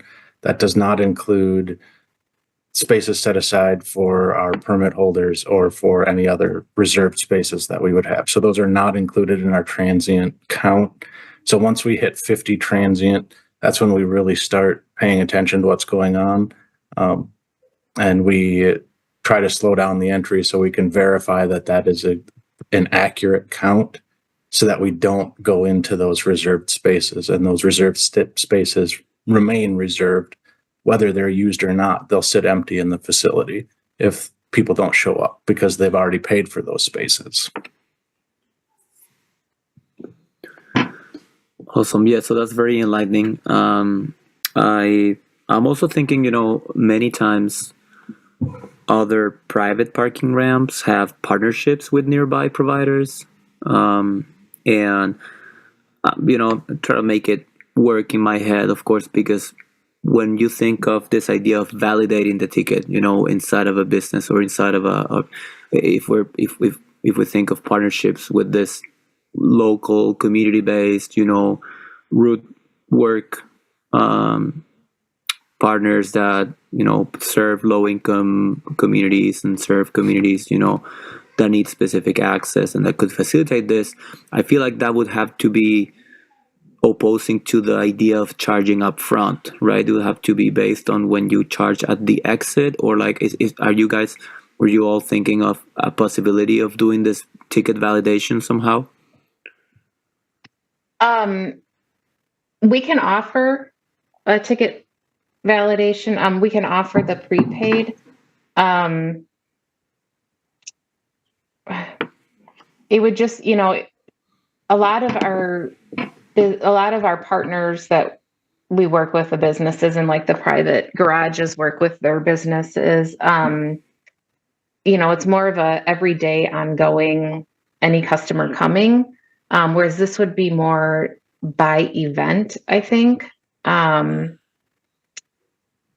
new, I'm hopeful with our new software and new technology coming on that, this will all be, the businesses can go in and pay ahead of time, and, this will run a lot smoother. It's just, we're working with a very outdated system at the moment. So we're very limited on what we can offer. Mhm. Yeah, and that makes total sense. In terms of I'm trying to think of an idea of when we talk about equity, we try to avoid pointing fingers at at a certain group or a certain population, but more at systems, right? And you just clarifying that this is kind of like an outdated system that might be one of the limitations we're playing with right now, because also we have talked about how important this could be in terms of budget, and really when we talk about budget, in my mind that means efficiency and buying prepaid tickets for a business that will end up not using them is not very efficient for them. The same way, blocking or blocking certain amount of spots from the parking utility and then those not being utilized is also not very efficient. So if we could come up with a way that is more demand based, on demand, or this idea of like if the pricing outside will say 15, for example, if that ends up being the case, but then people go in and as they go to their regular, this person that was trying to find a spot is not really there for the big event, but for the regular, going to a nonprofit, let's say, that is nearby, or their regular work, volunteer based, or whatever it ends up being, and then knowing or realizing that within that business they have a partnership and they can validate that ticket after the fact. I mean, that in my mind would be ideal in terms of efficiency. Understand the limitations, but I would love to see if we can move towards that direction. In a general sense, I understand that this is definitely an equity and access problem. So I do support this being reviewed in other more or equally appropriate commissions that others have mentioned. And just to close with, I do agree and I empathize a lot with what Denise was saying, and also one of the registrants mentioned in terms of being very careful about who is ultimately paying for this, and we really don't want to end up subsidizing parking for the most privileged population as a result of this, because that would be absolutely regressive. So that's all my thoughts and questions. Thank you. Thanks, Pepe. Robbie, you're next. Thank you. I kind of went back and forth whether I wanted to speak or not, because there really is no good solution here. I mean, that's the bottom line to this, is that the city, the parking enterprise does not get city subsidies. They have to cover their cost. So the question is, how are they going to cover their costs? One solution would be, don't have higher special event fees, just jack up the rate for everyday parking. Then everybody pays a lot more every single day, but the special event parking isn't more expensive. I'm guessing people don't want that. But it is one way to cover our costs. We could sell the parking garages and just let it go to the free enterprise, and then the free enterprise can charge whatever they want, and then nobody gets cheap parking. That's another solution. But we would collect tax revenue on those properties. Denise made a good point. I mean, I'm sort of summarizing what a lot of other people have said, but I'm trying to kind of pull all of this together, that if we subsidize parking for some, then those who aren't driving, either because they can't drive, they choose not to drive, they don't have a car, they don't have a driver's license, are then paying for that subsidy. So, people who aren't driving are often low income or people with disabilities. And that's the reason they're not driving. So are we going to subsidize inexpensive parking for people who might just want a parking spot instead of absolutely need a parking spot at the expense of people who can't drive.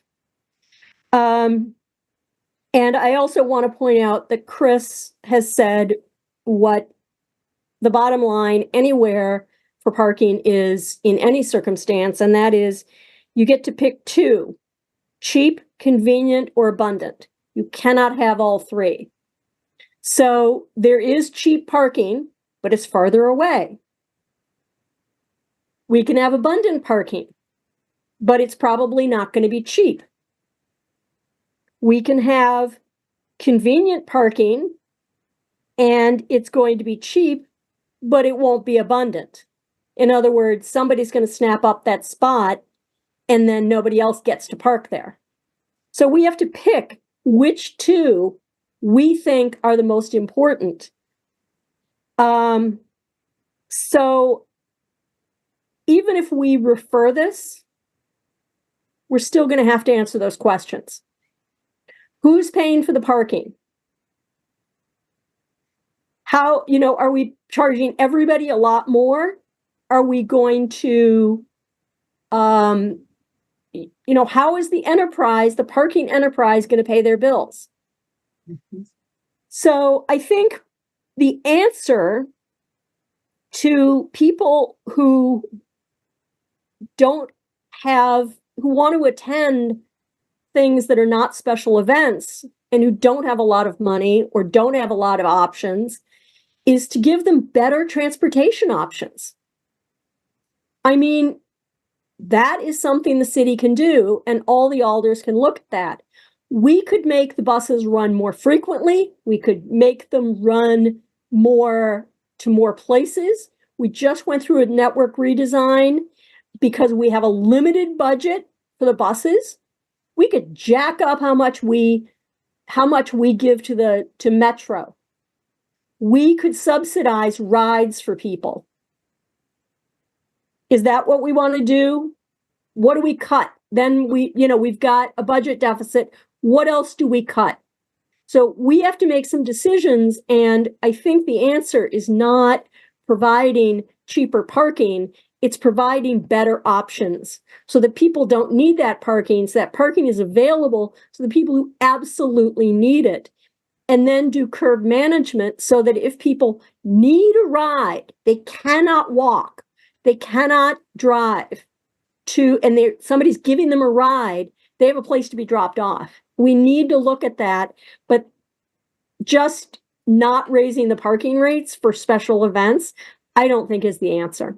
I think we've got to look at other solutions, and we've got to look at what the budget for the parking utility is, and they got to cover their costs because they don't get a subsidy from the city. So the only option is to subsidize something else. So I don't have a solution, but I'm just trying to lay out all the hard facts. Thanks. That's it. Thanks, Robbie. Alder Madison. Thank you, Chair. I appreciate the discussions that's happening here. The thing that's very much stands out to me is that the commission has not spent the bulk of its time thinking about how it could inconvenience people who can afford to drive and attend an event, park downtown, do some drinking, do some shopping, right? So the commission has not spent the bulk of this time thinking about maybe the Sylvie should encourage its attendee goers to catch a coach bus, to organize themselves and ask for, them to all chip in together and catch a coach bus downtown. I take a lot of trips. I travel the country a lot. I spend a lot of time on organized coach buses in order to bring everybody's costs down in order to not fly and incur a bunch of additional charges. This commission, or at least in this discussion, with the exception of some things that Denise shared, which I greatly appreciate and noted for my own meetings outside of this meeting, is that I have not heard a lot of discussion about how to inconvenience folks who can afford to be downtown, and not in a negative way, but what can they do? Can we encourage more of them to catch the bus downtown? Can we encourage more of them to work together in order to sort of free up space for neighboring organizations who are doing the work that the city is sometimes funding, for example? So while we're saying that these poor folks or these low income folks should just get on the bus, we're also saying that the city has funded some of these organizations to do the programming to keep kids from going to jail, from catching cases, from mothers being stressed out. And now you're saying do some additional work in order to get down here so you can afford it.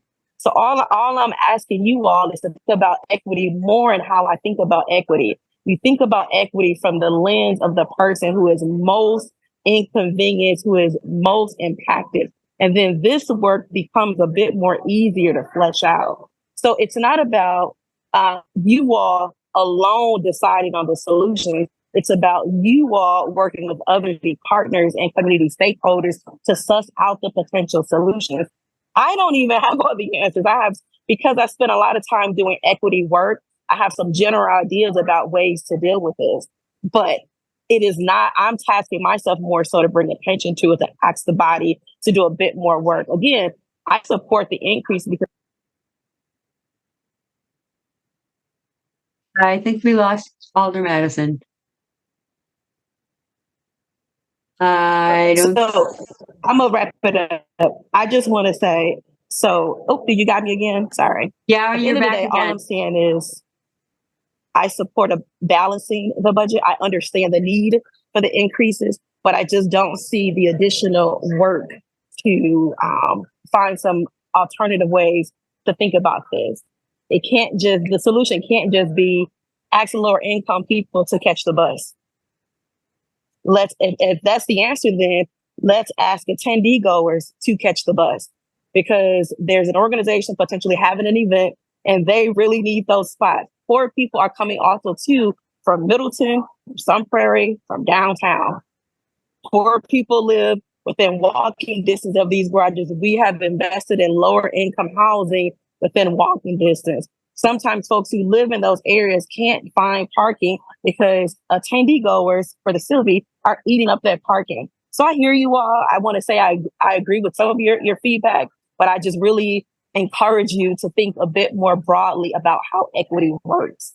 So that's my 2 cents. Sorry. Thanks, Alder. Alder Martinez Rutherford. Yeah, I'll be quick because I'm on that same bandwagon.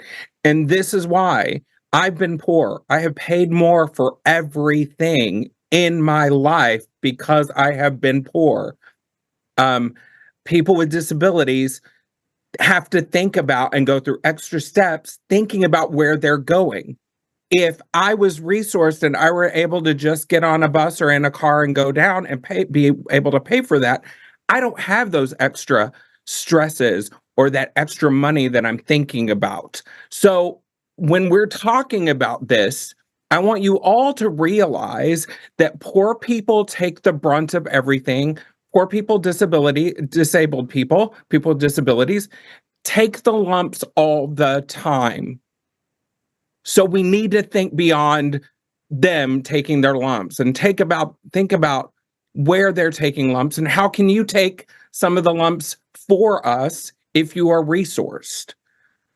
That's what it all comes down to. I understand that we need to put money into the enterprise, and I believe with all my heart that it should go up, but we also have to think about how much I'm paying extra because I have been poor, and how if I have a disability, the extra steps I have to go through to just get to someplace and enjoy it. So I'm not saying that I disagree with this resolution. I just would love to see more eyes and brains on this, thinking about the people who really have the tough job of taking on the responsibility and burden, so that people who don't have to take those burdens can go enjoy a damn concert. That's where I'm standing and that's where I'm sitting. Everything that we're talking about is so valid, but I want us to clearly and reasonably think about all that people with disabilities and poor people have to take, and are we willing to just allow this to go through without thinking a little bit further on how people experience going to a place in a day. So thank you so much for listening to me and thank you for all of your input. So thanks. Bye. Well, not bye. I'm here. There's a lot of passion and a lot of problems that we may not be able to solve. We will not be able to solve this evening, but a good discussion about many of the things that we've talked about in the past. So Alder Harrington McKinney, go ahead. So everybody, it's a great conversation. Everybody's feedback and input is much appreciated. Alder Harrington McKinney, go ahead. Thank you, Madam Chair. I want to land on what Chris said and then summarized with Robbie is that, yes, we will need to make some decisions and some choices. We can't have everything that we want. There are some trade-offs. But what this very, very rich discussion, and I am very, thankful that it came forward. But what this very, very rich discussion says is that, we should at least go beyond making a decision this evening and then having that discussion and looking at whatever alternatives that are before us and not before us. And so when we come to a final decision, we know that we have looked at all alternatives. And when we're looking at all alternatives, we have landed at the best solution based upon the information that we have. And so, Madam Chair, I don't know if it's in order, but I'd like to move that we refer the decision on this item until our next meeting. And I think that it was also included to refer it to a couple of more places, but I definitely would like to refer this to our next meeting and continue that conversation. Can I just put a point of information out? Stephanie is not available at the next meeting, so it would not be a relevant discussion for us to have this at the June 12th meeting if Stephanie can't be there to be part of the discussion. Would that be right, Stephanie? Thank you. Absolutely. I forgot that. Sorry. Yeah, I won't be at the 12th. Okay. I'm assuming you wouldn't want this on the agenda if you're not here. I would like to be there for it. I don't think it would be productive to have the discussion without you here, Stephanie. Absolutely. So I withdraw that motion in terms of the next meeting because it is crucial. And Stephanie, you did an excellent job bringing this before the commission. Your answers were very succinct. And it got us to thinking about what else is out there. And as we look at what else is out there, one, if we look at those who will be most impacted, that came up as well. But we will grapple with this because that's the job of this commission is that we look at transportation for all sources. And so there's still some definitive decisions that we need to make. And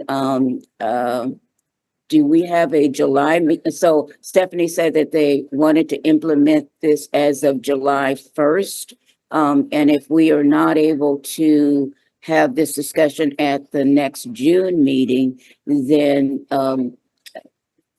we have a meeting on June 26th.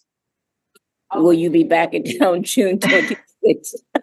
Yeah, I mean, our target date was July 1st just because of event season, really once summer comes, right, it's every weekend there's an event.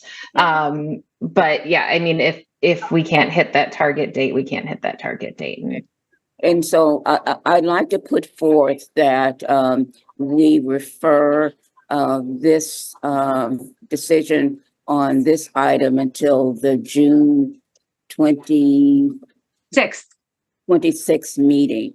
And in that particular time, those who are most interested, that we start grappling with the choices that were brought up by Chris and then confirmed by Robbie, and then to come to some decision. So that is my motion. If I can have a second, I don't need to speak to it because I think that we've talked in detail about it. Alder Martinez Rutherford, is that a second?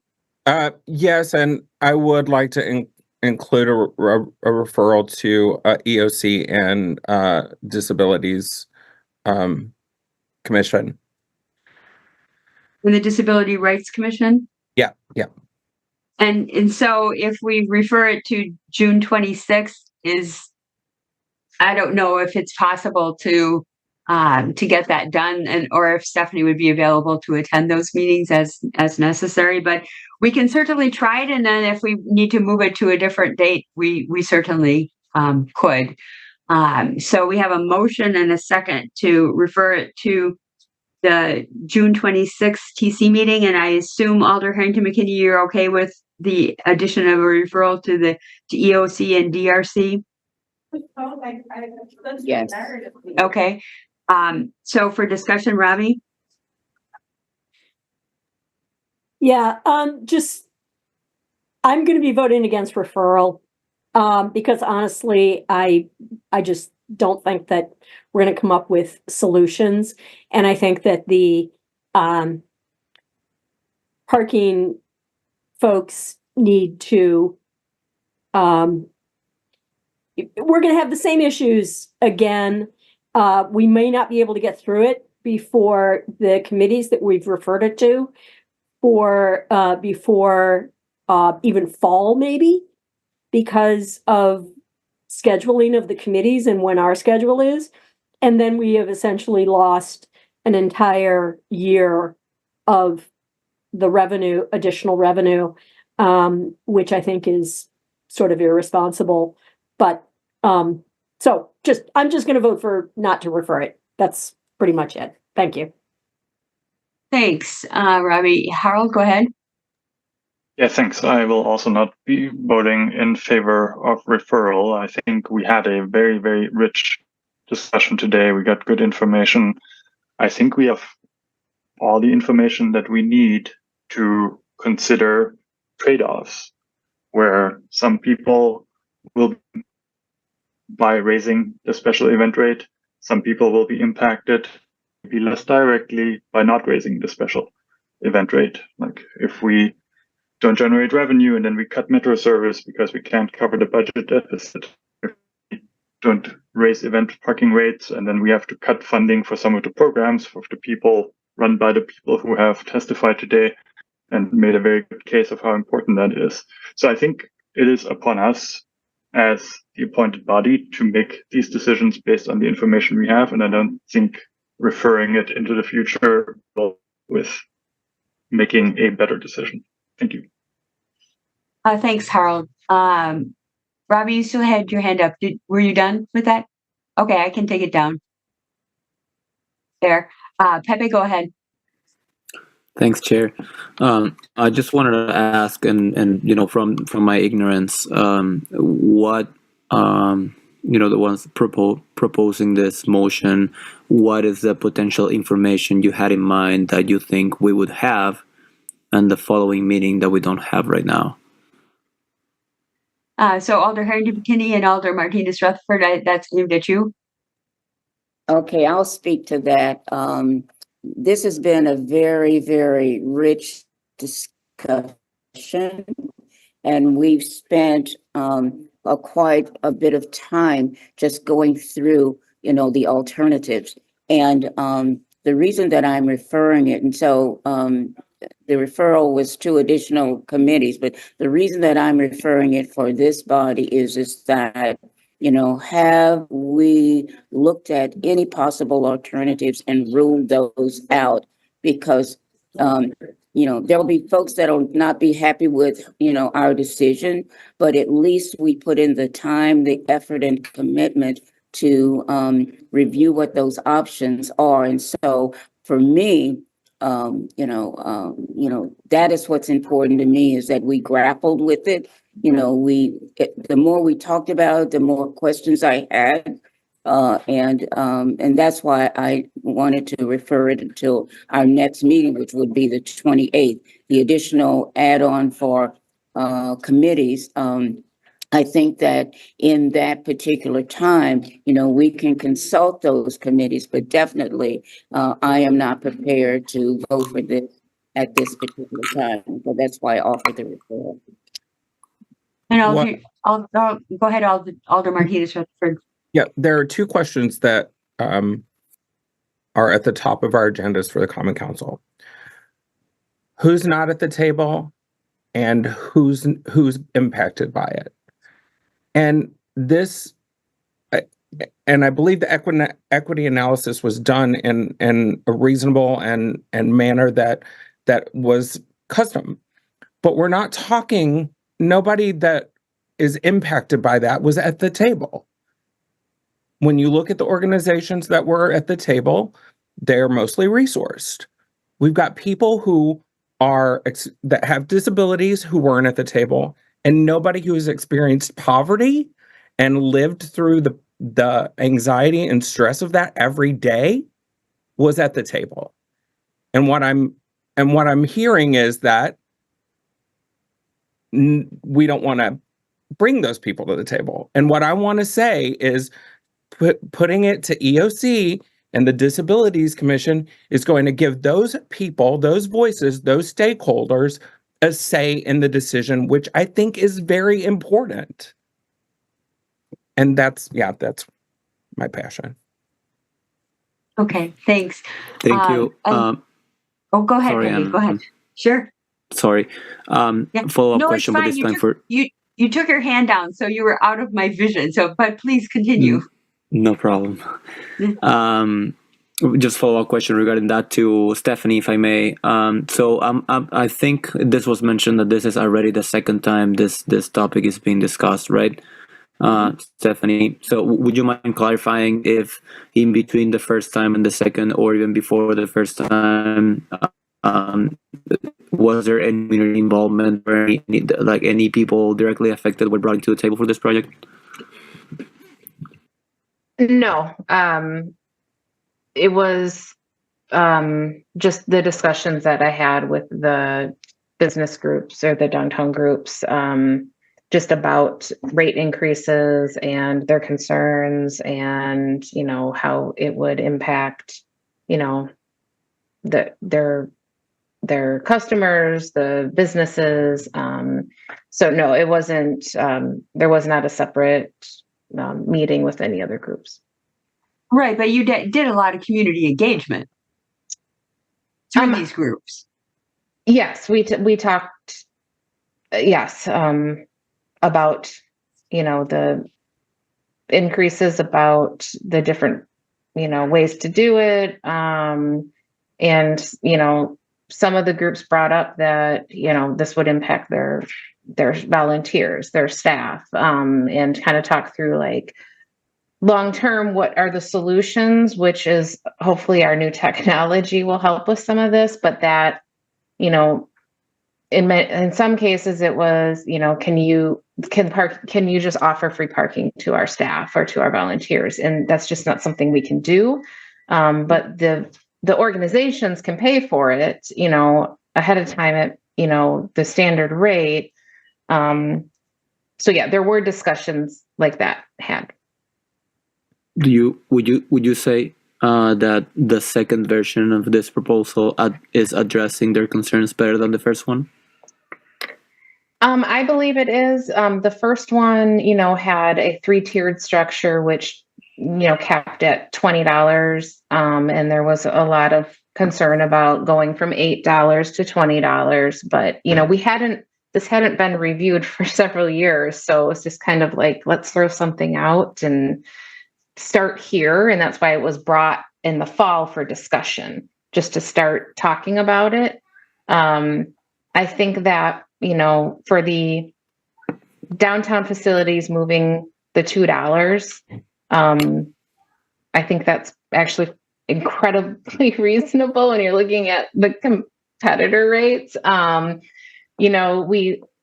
The Francis Street one and Livingston are higher, but we also know that the parking's being sold a block away, double what we're charging.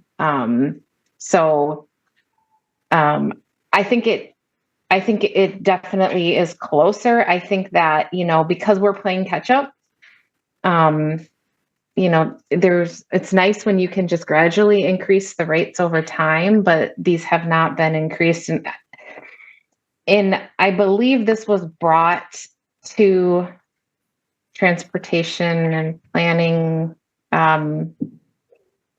years ago, and there was the same discussion had at that time about event rates. And all these same concerns were brought up. And so there were changes made at some of the garages downtown, we installed meters in some of the garages. So then there's, a separate entrance for metered parking at our State Street Capitol garage there, so there were some changes made. So to answer your question, I think this is better than what we started with.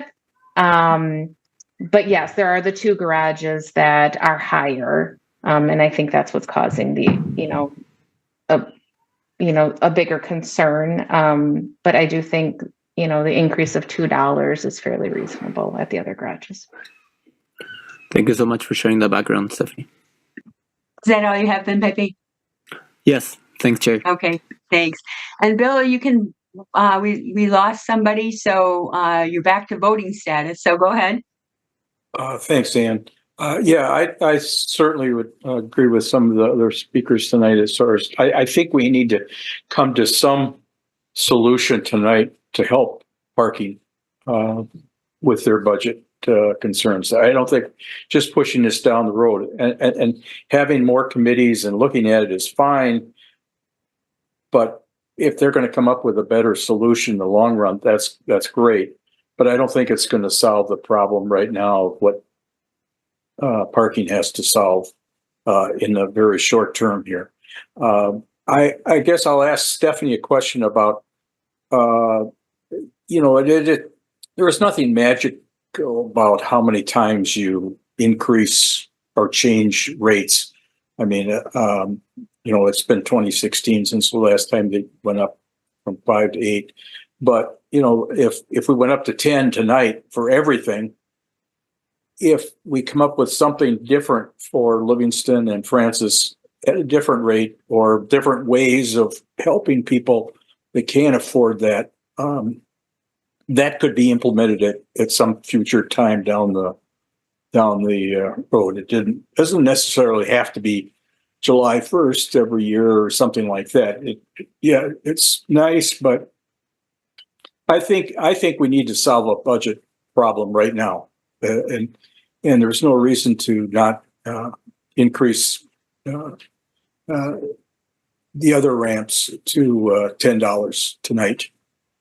I guess even excuse me, even if somebody is thinking that they've got there's going to be a solution in a near term, that's great. But I think getting at least started on the helping parking with their budget issue, I think is something we should come away with tonight. Thanks. Okay, thanks, Bill. Chris, go ahead. Thanks. So just echoing some other folks, I don't think I'll be voting to refer. And for the simple reason that Robbie said is I don't think it will get us anywhere different. Not that Stephanie's team isn't great, but no one has solved this problem. It's the same problem in every city. And I think it's worth addressing some of the points that Alder Madison and Alder Martina Rutherford brought up about the need to think about those folks who are disadvantaged most. But I hope we do that all the time in many other ways. And that is our mission, is to figure out how the systems transportation system can work to benefit those folks. And Alder Madison raised the point of can we get, the private sector to help? And we have taken some steps to do that through the TDM program, where now as new developments coming in, we require them to provide bike and bus amenities, to subsidize transit. They pick from a menu of things. So that was sort of our first recent step in moving toward, getting developers to help out. We can't go back to the Sylvie now and say, we need you to pay for parking because that's behind us. Unless someone wants to run around and try and negotiate with these folks. So I think the problems are real, but we're not going to solve it by keeping the price of parking artificially low. I think, yeah, it hurts some folks, and some folks might benefit who really could use it by lower parking prices, but mostly who are benefiting is the very well off and able folks who are, driving to these big events. And so it's mostly benefiting the folks that don't really need it. And in the meantime, it's really hurting the parking division. So I think it's the logical step. Thanks, Chris. Denise, go ahead. Yeah, thanks, Ann. So I've been sitting here really trying to think about what the both and is, because I hear and understand the immediacy of this and then also the longer range implications. So I'm gonna offer something that, and Stephanie, I really want you to hear this as not a criticism. So because I think you have worked really hard to try to figure out how to make this work. But I think the habit of mind that we all, both on the commissions and also city staff, is to really live by the equity analysis, to really have it be the lens by which we make all decisions. So in a more perfect world, I would have loved for this discussion to have happened in the Disability Rights Commission and with the EOC. So by the time it got to us, and I'm sure some of you are groaning like, oh my God, more meetings, but we have to keep flipping our behavior to get the feedback from our citizenry. And so often people with disabilities and people with limited income, we're just not at the table. And when we are at the table, then we're expected to speak for everybody in our group, which is hugely burdensome. So had, this kind of issue gone to disability rights, had it gone to EOC, or, contacted the NRTs, we've got these great tools in place. By the time, Stephanie worked with it, then you could have had, all input that might have been like, okay, now I've got a really well-informed solution. So we can't do that now, it's late in the game, but I just really want us to embrace that, holding that equity lens up early in the process and not in the 11th hour. And now we're between a rock and a hard place. So, so I appreciate Bill's thinking a lot about, doing that, an overall, slight increase to that potential $10 for all ramps, and then giving ourselves some time to figure out this greater issue of around the equity. Thanks, Denise. Is that all you had? Okay, Alder Madison. Thank you. And I'll be really quick. I just had, I think, 2 clarifying questions. The first one, I believe it was the chair who asked Stephanie about the engagement, like groups that were engaged. And Stephanie, if you could just clarify the groups that were engaged on this, because I just saw the downtown groups. I didn't see larger community groups. Right. So the groups that I discussed this with were Overture Board. We discussed this at DMI, discussed it with the bid, Destination Madison, and then I also had a discussion with UW Transportation to try to understand how they are handling their rates and, what measures they're taking to, determine what the rates should be. Thank you. And no, that's what I wanted to be sure that's what was understood. And then the second question is, now that some time has passed, has everyone had a chance to receive the equity analysis? Because there were some comments made about this group sort of like having everything. But if folks have not really poured into, at least taken, while this conversation is happening, to read that report, then you kind of don't have everything. If that makes sense.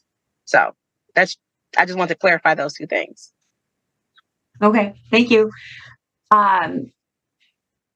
So as chair by our special rules, I need to, was that all you had, Alder Madison? Okay. I need to wait till everybody's had an opportunity to speak to say what I think. And I may or may not be able to vote depending on what the vote is. But I believe we need to take some action to increase the special event rates tonight. And I am not discounting at all any of the excellent comments about people with disabilities and that access, people who are in the low and moderate income range. But it's been since 2016 since we've raised the rate. Parking is an enterprise agency, and we don't have the ability to subsidize. We just don't. As the parking division, Stephanie, you just don't have the ability to subsidize because you are an enterprise agency.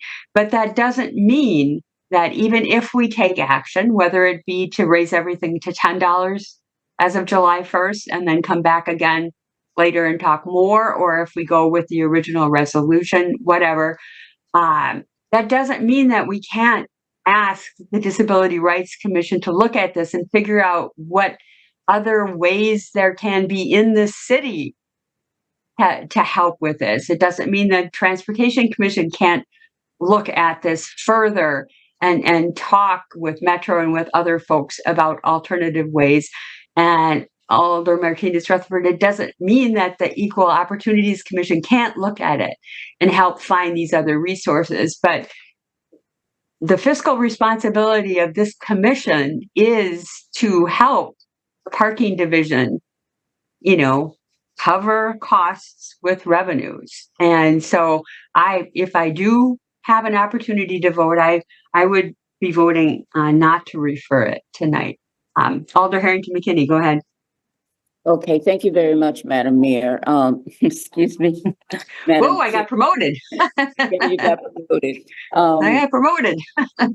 So this has been a very, very rich conversation, and we have achieved a couple of things. One, we're saying not to make the adjustment a minimum adjustment. And so that's not where we were when we first came into that discussion. And so now that that's on the table, the other thing that really is very apparent is that we talk about equity, but when we really look at who's at the table and who's not at the table, there are some very significant conversations that did not happen. And so we have the opportunity to do the best, to do a little of both. Number one, to increase at a very marginal rate where it helps the enterprise. So that was not on the table when we started the discussion about an hour ago. And also for this commission, and that is on our charge, that we actually give the opportunity to those who will be most impacted. So this is a conversation that still has to go on. It does, because there were significant people that were not at the table, that were not represented. And Alder Madison said that she would be able to bring before us some of those voices that we did not hear. And so as the original maker of the motion, I'm going to ask, my colleague if it will consider the increase, a minimum increase of the $2, and so that's what I'd like to ask my colleague to see if he'd be willing to withdraw the referral. Talking to Alder Martinez Rutherford? Yes, I am. Oh, I was confused because you used the wrong pronoun. Yeah. She, her, Yeah. please. Okay. I am willing to. My colleague. I think I said my colleague. Did I use the wrong pronoun? You are my colleague, right? I am your colleague. I will be willing to reverse that, but I would like all of my able-bodied, cis white, heteronormative, or cis people who have not experienced poverty to think about this a little bit further, because this is a huge thing, and we didn't take the opportunity prior, and I was not here, and that would be my fault during the first time it came through. And I'm not saying that Stephanie and her team did not make a good faith effort. I'm not saying that at all, and I want to be so clear in that.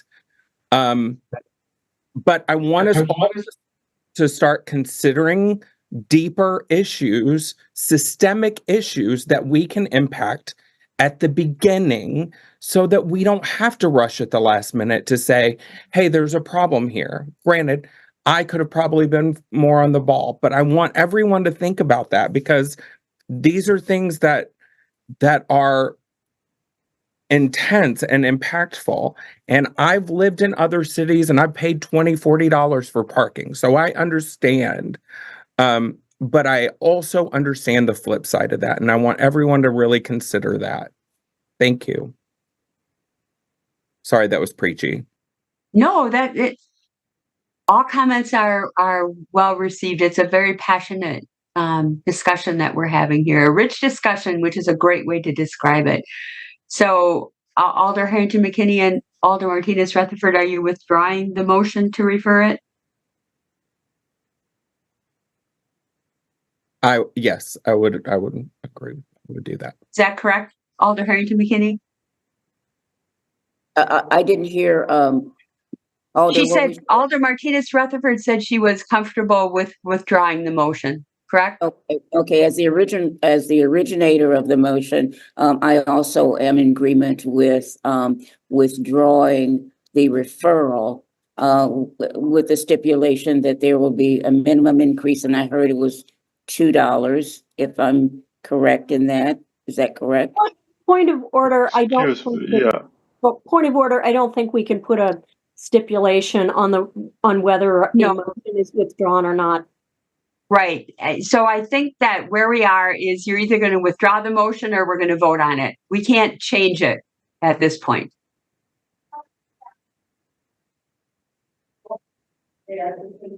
Alder Harrington McKinney, we can either withdraw the motion for the referral and then talk about what kind of action we want to take tonight, or we vote on the motion to refer. I will withdraw the motion to refer, and then we can talk on the substitute. Okay. All right. Alder Govinder, is that all you had then, Alder Harrington McKinney, for now? That's all right. Okay. Alder Govindarajan, go ahead. Thank you, Chair.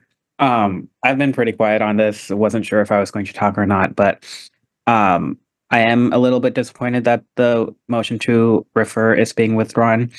I think let me say this outright. I think parking fees in this city is vastly underpriced. In a city with our size, with our population, we should be charging more. The State Street Campus Garage is literally the other side of the street from my district, so I feel comfortable enough speaking to it. $15 is not enough there. The people who typically go to the events over there are able to afford a lot more for parking when it comes to event fees. That being said, if we are voting to approve this today, we are risking that there are some people who are going to be harmed by this. And I don't think there is any active harm caused if we are to delay this vote by referring this, but I do think there is active harm being caused if we are being rushed into this vote. I agree with Alder Martinez Rutherford earlier when she said that we should have systems in place to talk about these earlier, but we did not, and that is a failure on our part. But it is a double failure if we are to continue to just vote on it without referral today. So I'm going to bring up the motion to refer to EOC again. I don't know how it's going to go, but I do think that is the right move because we need to have voices who have not previously been included. That conversation needs to take place because not having that conversation is causing that active harm in a more immediate manner. And I do think we can bring this back to commission here in that second June meeting or even a July meeting. If we miss a couple weeks of the increased pay, we would, or the increased fees, I think that's okay because we should at least have that conversation. So I motion to refer this to EOC and then Transportation Commission afterwards. Okay, and I'm just going to ask because the last motion included referring it to the Disability Rights Commission as well. I'm not including that. I think there is we would like to have this conversation sooner than later, but I think EOC is fine. Okay, so the motion is to refer to the Equal Opportunities Commission and then to the June 26th Transportation Commission. Is there a second for that motion?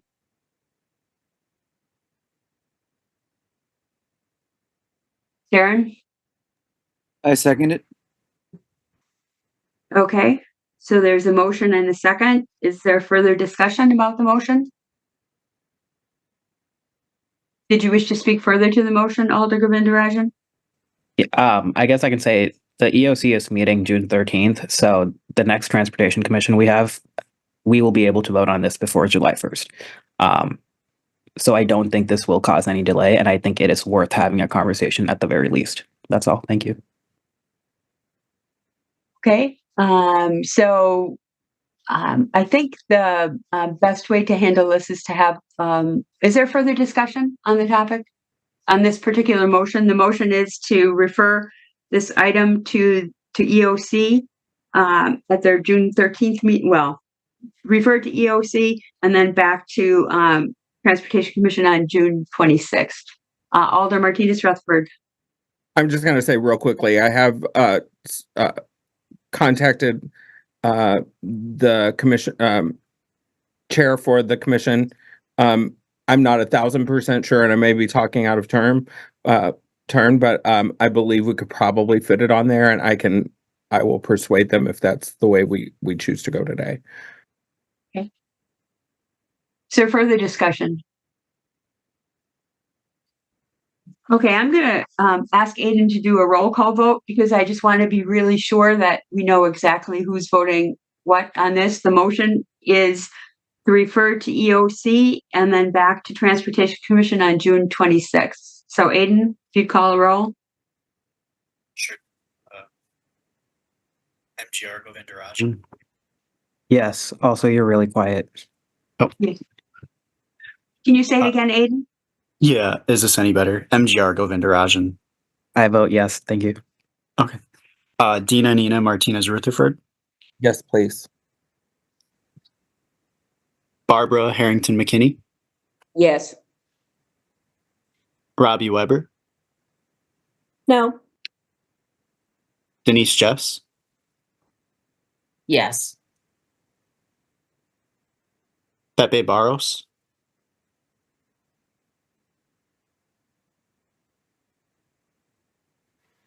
Pepe Barros. I abstain. Darren Wozniewski. No. Chris McCahill. No. Bill Bremer. No. Harold Clemes. Yes. I'm sorry, Harold, did you vote yes? Sorry, yes. I voted yes. Okay.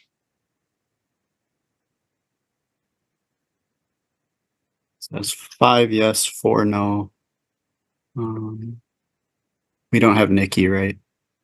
No, Nikki is gone. So we have 5, 6, 7, 8, 9, 10. I would vote no. But I don't know that my vote would make any difference because with 11 voting members present, we need 6 votes to pass a motion. And at this point in time, you only have 5 votes in favor. And there are 4 opposed and 1 abstaining. So by my calculation and the handy chart that we created to make sure that we're always right about how we count these, the motion would not pass. Chris? Oh, I was wondering if you should vote because your vote could change the. Sure, you're correct. If I voted not. yes, it would, but I'm going to vote no. So we have, correct me if I'm wrong, Aiden, we have 5 ayes, 5 noes, and 1 abstaining. That is correct. Okay, and we need, with 11 members, including the chair, 6 votes are needed to pass a motion. So the motion fails. So we're back to if we want to discuss passing something this evening. I've heard some folks talking about various options. Harold, go ahead, you're next. Yeah, I would like to make a motion to approve the proposed increase and ask parking division staff to consult with the Equal Opportunities Commission and the Disability Rights Commission to discuss potential ways in the future to mitigate some of the potential negative impacts of this increase. So this will begin.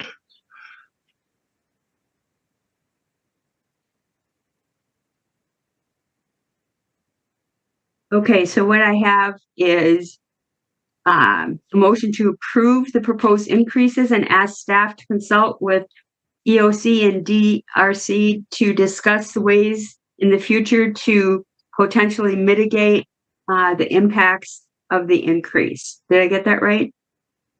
Yeah, maybe remove the in the future. That seems superfluous. Okay. So I'll say again, a motion to approve the increase, the proposed increase, and ask staff to consult with EOC and DRC to discuss ways, if I could read my writing, that'd be good, ways to potentially mitigate the impacts of the increase. Is that good? That sounds kind of what I was trying to say, yes. Okay. And then we need a second, Bill. Is that a second? I will second Harold's motion. Okay, so there's a motion and a second discussion. Did you wish to speak to the motion, Harold? Briefly, much has been said. We voted not to refer it before making the decision. What I'm now trying to do is to make the decision because, I mean, a lot of thought has gone into it. We don't have any immediate solutions, but I think as we have found out through our discussion today, it is very worthwhile to keep trying to see who is particularly impacted, what measures do we have at our disposal. So I do not want to give up on that. I don't think we put the increase in place. There might be immediate harm. It will be very limited, I believe. And so what I'm trying to do is solve the problem of revenue and not having to make cuts elsewhere while trying to figure out more about what exactly can we do to mitigate some of the other impact. Thanks. Okay, thanks, Harold. Bill, did you have comments? Yeah, exactly. And I think what the key is that we need to take some action. And I think this motion will do that as far as helping the budget. But I think we do want to look at opportunities of helping the community, the whole community at large. And I think part of that, Stephanie, whatever, the software improvements that are coming down the road, if you could potentially look at those and see, working with the other committees, that there's that they may have value with the new technologies that you're going to get, and how soon those may come online would be useful information. Thanks. Okay, is that all you had then, Bill? Yep. Okay, thanks. Alder Madison, go ahead.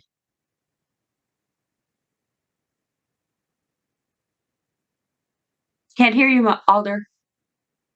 You're muted.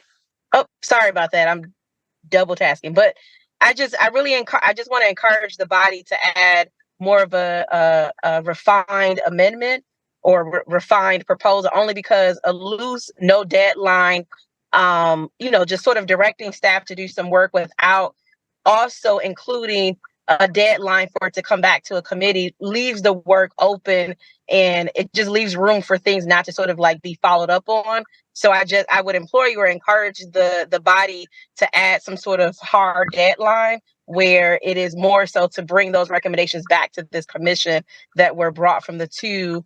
I think there are two committees is now being would go to, or two committees that would be consulted with after, if it passes right now. But again, just having some sort of hard deadline so it's not loose. From experience, I've seen over and over again in Madison, equity fails because there's no hard and fast rule on the work getting done. It's just sort of loose. So. Okay, thanks, Alder. Is that all you had then, Alder? Yes. Yeah. Okay. Alder Govindarajan, go ahead. Thank you. I just want to correct the misconception that this is going to have a very limited impact on people, because we don't know that. We have not spoken to these people, so we cannot say that. I also want to just express my frustration here a little bit, because so me being District 8 Alder, a lot of the work I do is actually with the university at the state level, which obviously I have no jurisdiction over. But what I consistently see in my district is a lot of actions will take place that impact lower income students or poor people or people of color. And these actions will go into place, often with very little consultation or involvement from the people who are being affected. And then once they're in place, the people who are putting in these actions will be like, oh no, we messed up. We should have had these conversations. And then they'll be like, okay, we'll consult with these groups or we'll discuss with these groups after the actions have already been put in place. So this motion, though I think it is well-intentioned, is not going to have any meaningful impact whatsoever, because how are we going to consult with the EOC or the Disability Rights Commission without including every member of, or like the members of that committee? This is going to have to go onto their agenda item, and this is going to have to be a discussion at their meetings. That is how a consultation works, except we just voted something very similar down. That is what my previous motion was. So I just want to, this itself is exactly what we criticize other institutions for doing. The action is already going to place. This is not something that's meaningful. So I just really wanted to express my frustration and disappointment in this. Thank you. Thanks, Alder. Harold, go ahead. If I would like to amend my motion, if that is in order.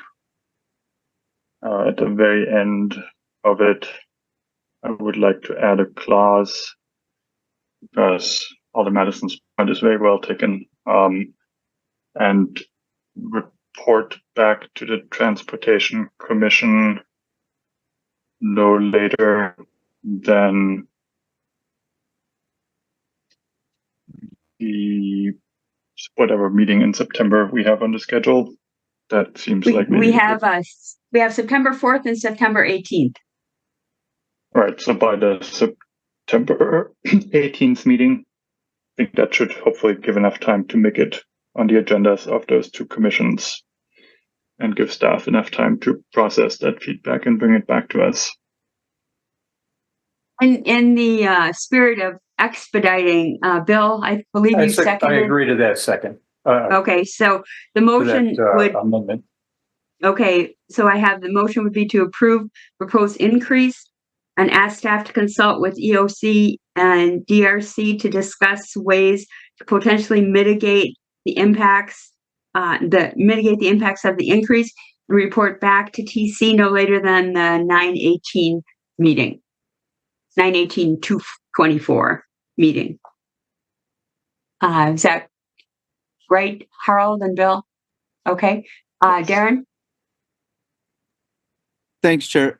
Just wondering if it'd be in order just to ask Stephanie a question. We talked a lot about future upgrades to the software. Have you identified a vendor for that, or what those capabilities, or would you possibly have somebody in mind prior, like in this time frame, this 3-month time frame, for this discussion to see what possibilities are there?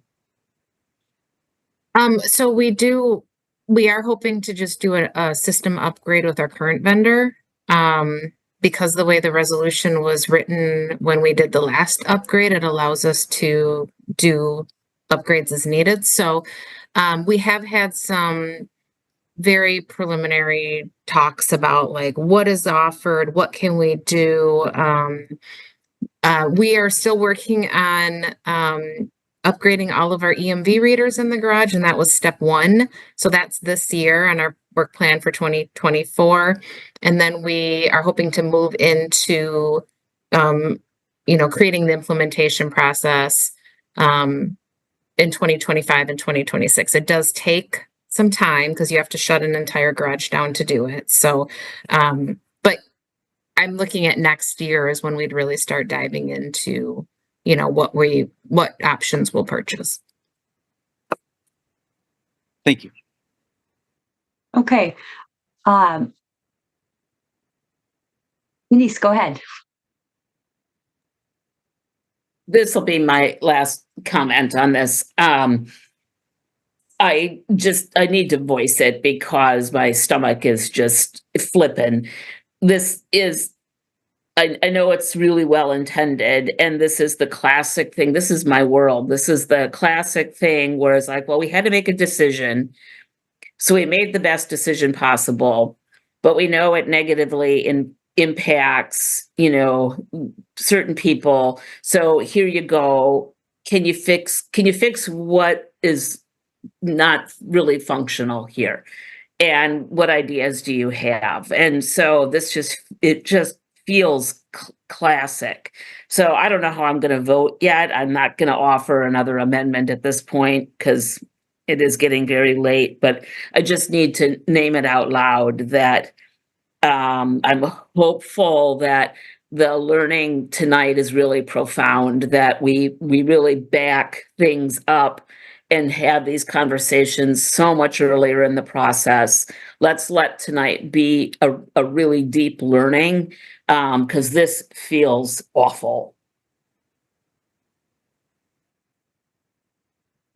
Thank you, Denise. And I Alder Govindarajan, go ahead. Couple questions for Stephanie, if that's okay. Sure. Yeah, I just have to wait till everybody else doesn't have their hand up. So Okay, go. I'll wait. Go ahead. Thank you. Stephanie, can you explain a little bit? I know that pushing this back might have caused some reduction in funds. Basically, can you explain what that impact could have actually had? Because I'm having a hard time understanding the reduction of funds versus the loss of funds. So if you can explain that, that would be helpful.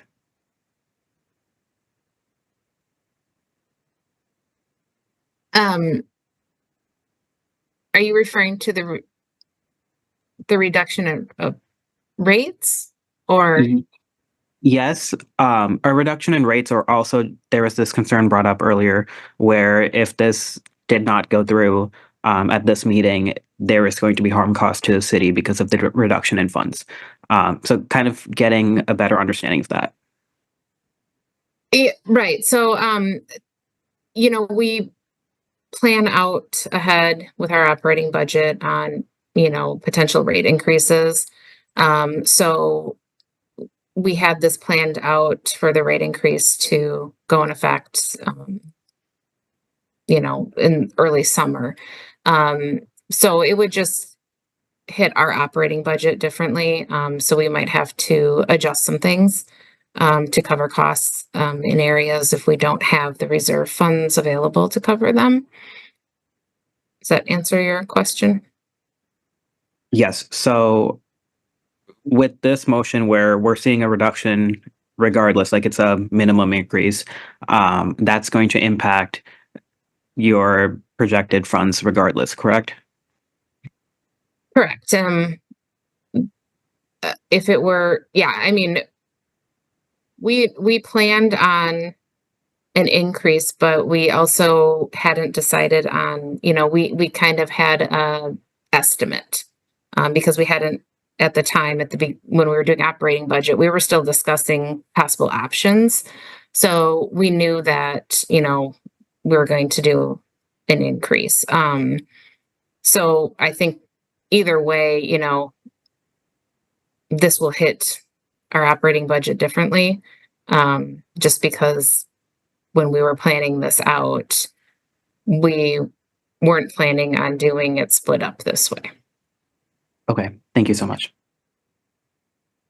Okay, and I just want to refresh. The motion is to approve what was proposed in the resolution. I'll just read it one more time. Approve of the proposed increase and ask staff to consult with EOC and DRC to discuss ways to potentially mitigate impacts of the increase and report back to TC no later than the 9/18/24 meeting. And I just want to say that the discussion tonight has been, although painful at times, very passionate at times, it's been very worthwhile discussion to refresh how much work equity is and how much time it takes to think about equity and how far ahead we have to think about equity as we're making decisions. I will, if I need to vote, I will support. If you don't mind, Alder Madison, I'm going to finish my comment now that I've started. I'm going to support the motion if I do have the opportunity to vote, because again, as an enterprise agency, we need to make this increase at this time, and I am confident that we can still continue down the path of having the discussions at EOC, having the discussions at DRC, and coming back to TC. And if, since the parking division doesn't have the resources to subsidize, but does have the ability to work on curb management, does have the ability to work on alternative solutions and working with other businesses, that this can continue on in a meaningful way, and that everything that we've talked about today can still move forward. And so I am confident of that and optimistic in that regard. Alder Madison. Thank you, Chair. And I'll be very brief. I do just want to remind the body, I'm not sure how much everyone is experiencing doing equity work, but part of the larger goal of equity work is change behavior. And so I get that for some folks, this may be hard, or it may be a challenge, and it may make you uncomfortable. Those are all good signs there. There's nothing wrong with being uncomfortable or feeling challenged or feeling hard. But it's also, those are things that are supposed to signal to you to sort of like, this might require a change in my behavior, a change in my thinking process. So my hope is that none of this fails unless it goes to the two committees. All of this fails unless it goes to two committees before you all vote on the final decision. But I just want you all to know the goal of equity is change behavior. And it is to get comfortable being uncomfortable. So before I go to Alder Harrington McKinney, Alder Madison, you may not be aware that the Transportation Commission went through some great, what I would view as equity training. That was a couple years ago now, but many of the people who are on the commission now attended that, which I attended all the sessions, and it was rather painful at times, but very, very meaningful. So that is part of our equity goals, and we track our work on practices of equity and inclusion. And that is a big part of it. Education is a big part of it. And conversations like tonight are a part of it as well. Alder Harrington McKinney. Thank you, Madam Chair. I am at a crossroads because I agree with, I wasn't on the Transportation Commission when it was combined in the earlier years. And so, but equity work is not easy work. And when I learned that the, who was not at the table in this decision, it really disturbs me. I will not be supporting what's before us, and I won't be supporting it because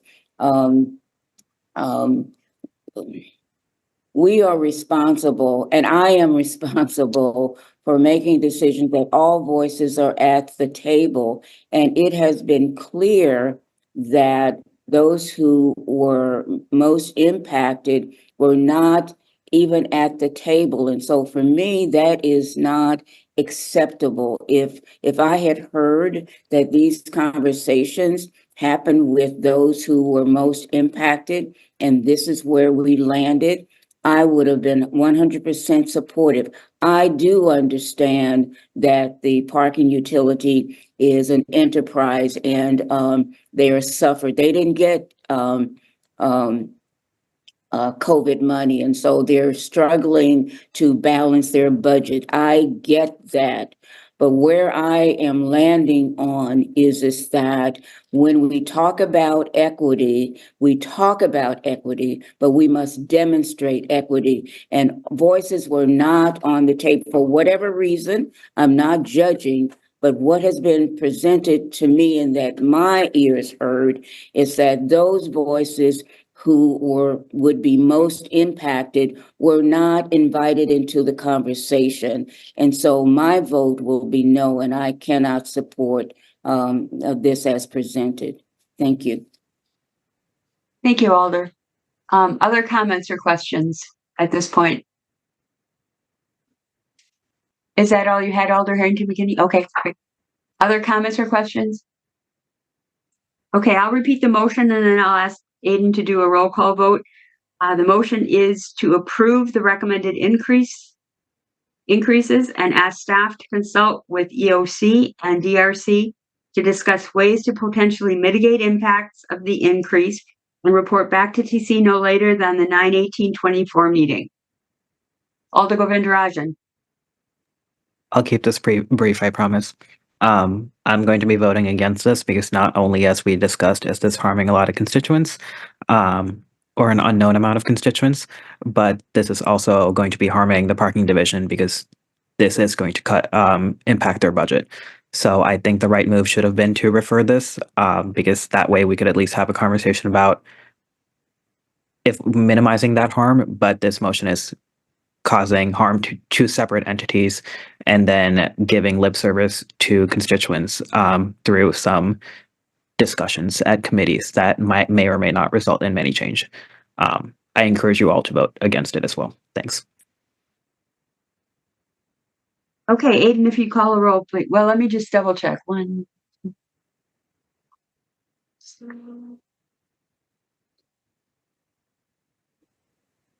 Okay, we still have 11 members, so the same number that we had at the last vote. So we need 6 votes in favor to pass the motion. So Aiden, go ahead.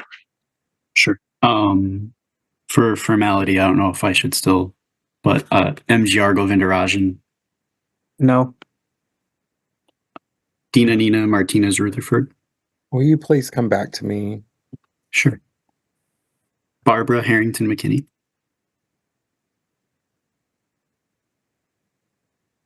No. Robbie Weber. Yes. Denise Jess. No. Pepe Barros. Yes. Darren Wozniewski. Yes. Chris McCahill. Yes. Bill Bremer. Yes. Harold Kleems. Yes. And Dina Nina Martinez Rutherford. Yes. So that is 3 no's and 7 yeses. So the motion is carried. So Stephanie, we're sending you away with a hefty responsibility. And I would encourage you to touch base with Denise and Alder Martinez Rutherford and Alder Madison, Alder Govindarajan, anybody on TC who has thoughts about, I don't mean to leave anybody out, anybody who has thoughts about ways that the potentially negative impacts of this may be mitigated on the various communities, people with disabilities, people with low and moderate incomes, etc. And we'll look forward. This will give Stephanie time to have conversations with other groups, to meet with EOC, to meet with with DRC, and certainly meet with everybody, and then come back by that September 18th meeting to report and have additional conversations. So Stephanie, do you have any questions before we leave this topic? Or anybody have anything else they wish to say before we leave this topic? Stephanie, I'll let you go first. I don't. I mean, this was a very good discussion. This was never, these have not been brought up with other changes made. So, I mean, this is a learning opportunity for me, and you know, I'm always wanting to make improvements. So we'll see, you know, what options we have available, and you know, if there are changes that we can make with our current technology, or you know, what we can make with our future technology. And some of it may be long range as well. Alder Madison, go ahead. Thank you, Chair. I do just want to point out, and this again, this is, I always want to say, coming from me, none of this is personal. I'm a very process-oriented person, and if I find a flaw in a process that harms certain folks, I tend to sort of call it out. So this is that. And so I just also want to just point to, after the vote, there was, you know, there was a direction, or just kind of like the jovial referring to Stephanie to reach out to certain groups, to myself, to Alder Martinez Rutherford. I can't remember if you mentioned MGR, but my first thought was, wow, my first gut reaction to that was, I immediately said to myself, here's another opportunity for more work to be exerted from me. Now, I'm willingly signing up for that, but at the same time, part of why we ask everyone to do equity work, because it becomes very heavy and burdensome and taxing on your body, on your spirit, on your mental health, when you are taxed with solving all of the equity issues. And you really it would be so great to come to one of these meetings, and my colleagues and allies on various committees who say that they are allies around equity, diversity, inclusion, would take it upon themselves to burden themselves with the work too. So I just want to point that out. And again, no one has said to me, hey, I took a quick look at this RASJ analysis and I found these things. So it makes me question, is that important to this committee to even take the time and dig into those things? Why, so anyways, I have lots of questions. I will absolutely make it a point, when I can fit it on my schedule, to come to this commission. I do intend, Stephanie, to look at your availability and just schedule some time with you, because I do think there are some natural partners in the community, and I'm not sure if this commission is accessing them. So this sort of discussion, it should have not gotten this far, but I see why it got that far. But I really implore each of you on this commission, you're tasking yourselves to think about how transportation works for all of us here who call Madison home. And you are deciding to sort of task folks with more burden, and then task some of those same folks with doing all the work. So I'm very frustrated. But I do want to say I appreciate the discussions that were had here. I just hope they don't stop here. And I hope that the next follow-up discussions include the community partners, because it can't be left just up to the two committees. I don't know who all serves in those other two committees, but there has to be the extra work to go beyond the city to get the kind of rich solutions that are out there. So that's my two cents. Hopefully you all have a good night. There's still nice weather out here that I'm going to enjoy. So have a good night. Thanks for coming, Alder. The Transportation Commission is insanely committed to racial equity, social justice, accessibility, and equity. And I have put together a document that shows all of the efforts that we have put into it. But we also are very open to knowing that there's a lot more that we can do and a lot more that we can learn about it. And I named off some people, not to push more work onto you, but just to offer, if you wish to speak to Stephanie about it, you would welcome that additional feedback and opportunity, not that you need to take that time. So I'm not pushing work off to you or pushing it away from the Transportation Commission. We are all committed to that, and we have put that down in writing in our work plan in the past, and it's in the work plan that I will bring to the commission again within the next month. So it is a true and honest commitment, whether it appears to be that to you or not.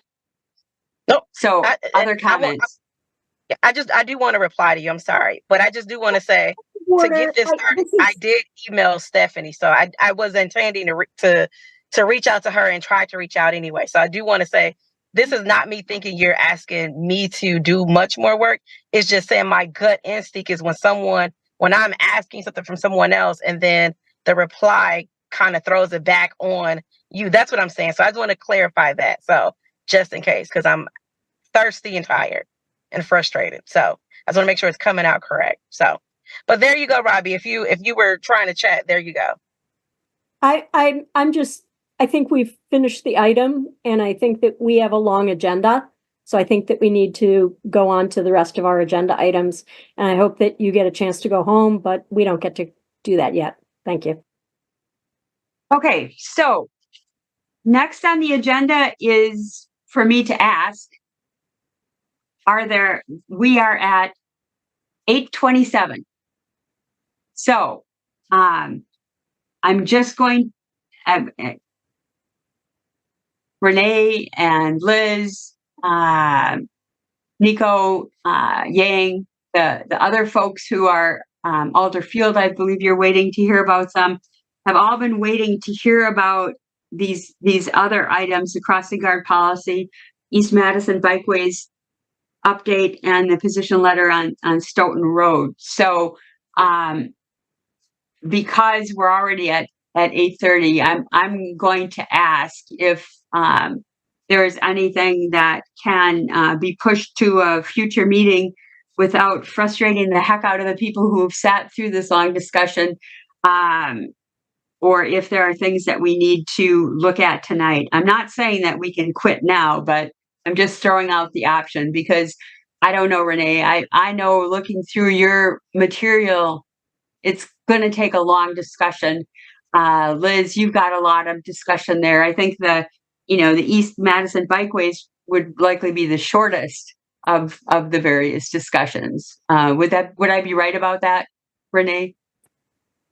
Well, I think so. Right? Yeah. You never know with an issue, Yeah. but I do believe that would probably be the shortest update of them. Yeah. Yeah. Robbie, you have your hand up? I actually just wanted to know if there was a time deadline or time squeeze for the Stoughton Road statement. I mean, I don't know if we need to get that to the DOT quickly. So that was Yeah, I can briefly touch on that. I don't know that there's a hard and fast deadline for that. We did send staff some comments already, but I do think that it's something that we were hoping to, get through tonight, but I don't know that, I don't know how hard that deadline is, to be honest. Yeah. Yang, Robbie, does that answer your question? Yeah, sorry, I still had my hand up. That was a brief question, so thank you. Okay. Yep, Yang, go ahead. Yeah, just on the Stoughton Road. So I was just at the technical committee meeting this Tuesday. Actually yesterday. Yeah, feels like a long time ago. Yeah, so this is correct. Yeah, I don't feel like they have given us like a absolute timeline, but they do want to move forward. So my suggestion would be, if you want to maybe focus on one item for the rest of the agenda. So sorry, Renee, to have you wait for for a while. And Alex and Nico. But I think maybe that one should have a Stoughton Road should have a priority. Especially, I think right now the recommended or the preferred alternatives are not what we the city as a city that we would mostly prefer. So I think that's something that will probably should be a priority among all the three items. Okay. So again, apologies to Renee and Alex and Nico for having me to wait this long. I know. Mhm. Renee, I'm sure you enjoyed the equity portion of the discussion, though, because you've been a big part of our discussions about equity. Again, apologies for waiting so long if we defer, but do you think it would be possible for us to defer items 5 and 6 to the next meeting? Are you available at the next meeting, the June 12th meeting, Renee? Yeah, I can make the June 12th meeting, so those could move to then. And I think we can work around that, and I can just add some more information if we have more available in a couple weeks as well. So okay, just to force everyone to reread the materials. Okay. Well, it's a lot of material to cover. So if you're and again, apologies to Renee, Alex, and Nico for waiting, but it was a really people have described it as a rich conversation, and it truly was a rich conversation. So Yang, did you want to comment further?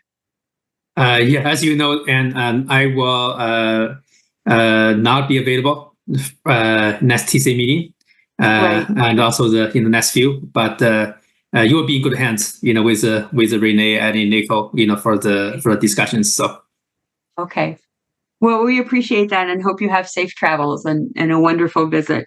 Thank you. So I would ask for a motion to refer items 5 and 6 to the June 12th meeting. Robbie? So moved. Do we have a second? Pepe? I'll second. Okay, a motion and a second to refer items 5 and 6 to the June 12th meeting. Any discussion? I'm assuming you don't want to speak to the motion, Robbie? Okay. No. I'm going to assume a unanimous consent vote unless anybody wishes to vote no or abstain. Okay. Seeing no hands, and thanks Renee and Alex and Nico for coming tonight and waiting and appreciating that you might not get our best if we actually went ahead and had all of these conversations tonight. You have our appreciation, and we'll look forward to seeing you at the June 12th meeting for crossing guard policy and modifications and East Madison Bikeways project update. So we'll move on to item 7, the position letter on Stoughton Road, and welcome, Liz. Thank you. Yeah, and so I have a relatively brief presentation that just kind of walks through a little bit more detail from that letter. I'll also invite Yang to potentially participate if there's Q&A, because I haven't actually been the point person on the technical committee meetings. It's been Tom, so I've been involved, but there there may be a few questions that I may not be able to answer. So if that's okay with you, Yang. Absolutely. All right. So I will share my screen here. Just kind of walk through what it exactly is that we are talking about, a little bit of background on the project. So the WISDOT Stoughton Road is a study that is looking at Stoughton Road study is actually 2 studies. They're looking at, it's basically separating the corridor into the north and south segment that you see here. The north section, we got the preferred alternatives by WISDOT in April.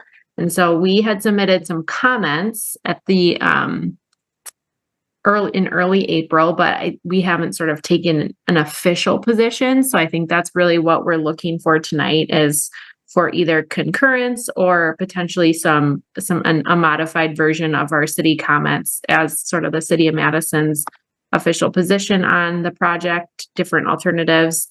In September, they will be starting the environmental document, and then in late 2024, they will be going to the Transportation Projects Commission to sort of finalize those options.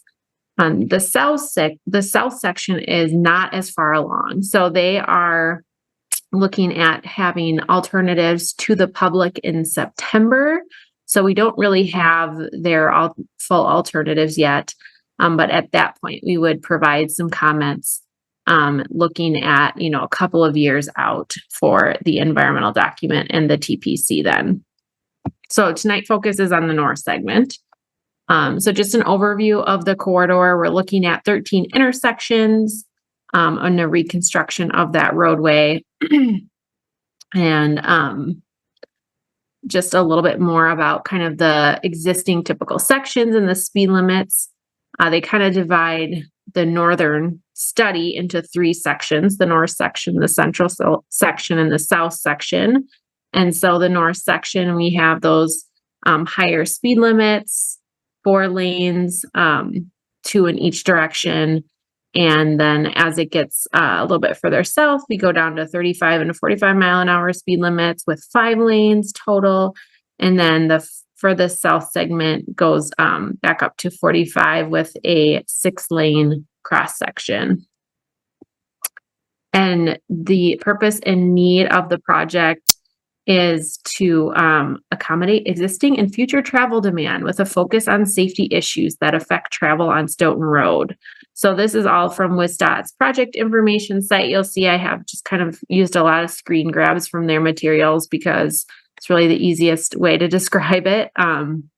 But this kind of gives their snapshot of the project and kind of the purpose and need. Oops. There we go. So just again, a little bit of an overview of the alternative development. The improvements, again, are focused on intersections. There is not a capacity expansion proposed on the main line. There is a shared use path proposed on the east side of 51 from 30 to Kinsman Boulevard and then Hooker Road to I-39. And then they are looking at a potential speed limit reduction on that southern portion. So that on that yellow portion from the last map, which is now 45, and it would go down to 35.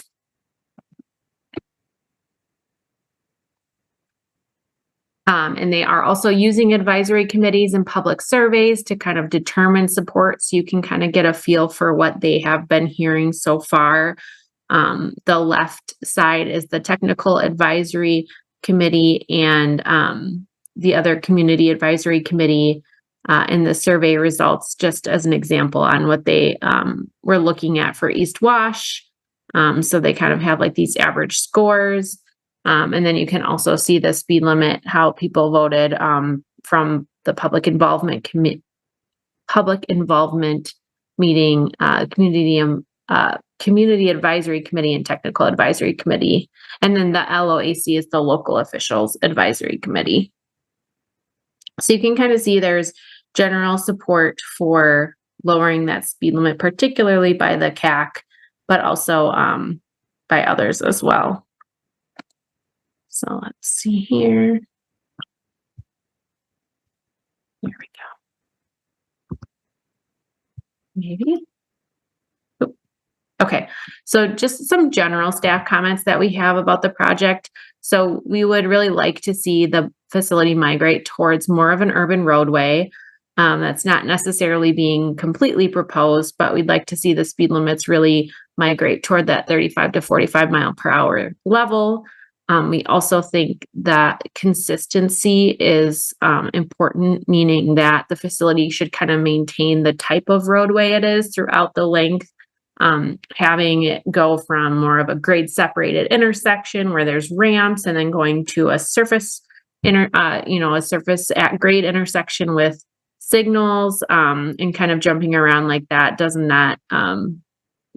doesn't really help the safety aspect of having people know what to expect and looking for pedestrians and things like that. And also where there's more access points, there is less appropriateness for like a freeway type of access treatment. We also generally are looking to see some smaller scale infrastructure in the intersections. So they have identified alternatives for the intersections you see here highlighted. They don't anticipate future safety or operational issues at the intersections. Sorry, my screen is just being partially blocked, so just bear with me for a second here. There we go. So these are the intersections that will be maintained with minor improvements. And then these are the intersections where they are looking at different alternatives as far as the geometry of the intersection, the type of intersection that would be at that location. And then they have identified recommendations. And so what we're looking at is how do we align with those recommendations, or do we want to potentially see something different? So starting from the south and moving north, the Wisconsin 30 interchange, the existing condition. The two options they looked at were either existing conditions improved, and that's this diagram that you see here, if you guys can see my mouse, and then looking at the potential for having a diverging diamond interchange was considered. But the WSDOT staff is recommending that the existing conditions approved option move forward, and we are agreeing with that recommendation. At Commercial Ave, they looked at a few different options here. Existing conditions approved, a three-legged intersection, which would include a bridge over the railroad in this location. And they also looked at another option that was dismissed after public meeting number 2, which was a right in, right out. In this case, WSDOT is recommending the existing conditions improved option because it has similar improved safety and operations, less overall impacts, and costs significantly less. But in this case, the city is actually preferring the three-legged intersection with the bridge over the railroad. And that provides a little bit more detail on this slide, but that railroad specifically would serve the future Amtrak service and improve safety. We've talked to Amtrak about this specific intersection, and they also strongly prefer this option. Anytime you have a grade separated rail crossing, it's safer, and of course is going to improve service and reliability for the rail service, as well as drivers and other users of the roadway in this area. This option adds a shared use path and also increases safety for bike ped crossing underneath US 51. However, it is more costly, and there are more wetland, utility, and right-of-way impacts with this option. So this is one instance where we staff is preferring an option that WSDOT is not recommending at this time. And then a little bit more about the one that WSDOT is recommending. It does have a significantly lower cost, a smaller footprint, But again, it just replaces, it would maintain that rail grade crossing with some improved signals and gates. It also adds a shared use path. Looking at the East Wash Avenue alternatives, the city of Madison prefers in this location the existing conditions improved option, which would maintain the existing signalized intersection with improvements. But WSDOT also is considering a jug handle option in this location. And so that's what you see here. And that is what WSDOT is recommending at this time. They also dismissed a quadrant intersection and a tight diamond interchange in this area. But the primary reasons they are recommending the jug handle is for improved safety at US 51 and 151 intersection, better bike ped safety at that main intersection, and then overall improved traffic operations. But a little bit more about why staff prefers the existing intersection improvement over the jug handle is because we think it will have limited land use impacts compared to the jug handle. So the land use around the intersection can largely remain developed and continue to grow in more of an urban fabric. It does not really narrow the crossing distances for pedestrians, but it does have a larger direct intersection footprint. So a little bit more about the jug handle. This one would require over 20 driveway closures, which is kind of the primary concern, and then 11 driveway relocations. And then again, just kind of precluding that investment and development of the land that right now is available or potentially underutilized. And so, if WSDOT does move forward with this alternative that they are recommending right now, we are requesting that they minimize the driveway closures to the extent possible. And this just has a little bit more information about that alternative. Kinsman Boulevard, they also looked at two options here: an existing conditions improved option, which would maintain that existing signalized intersection with some improvements. And then they also did consider a roundabout in this location. But they are recommending the existing conditions improved option, and staff is concurring with that recommendation for this intersection. And then Hopker Road alternatives, again, looking at an existing conditions improved option and a roundabout. And again, recommending the existing conditions improved. Again, we agree with that.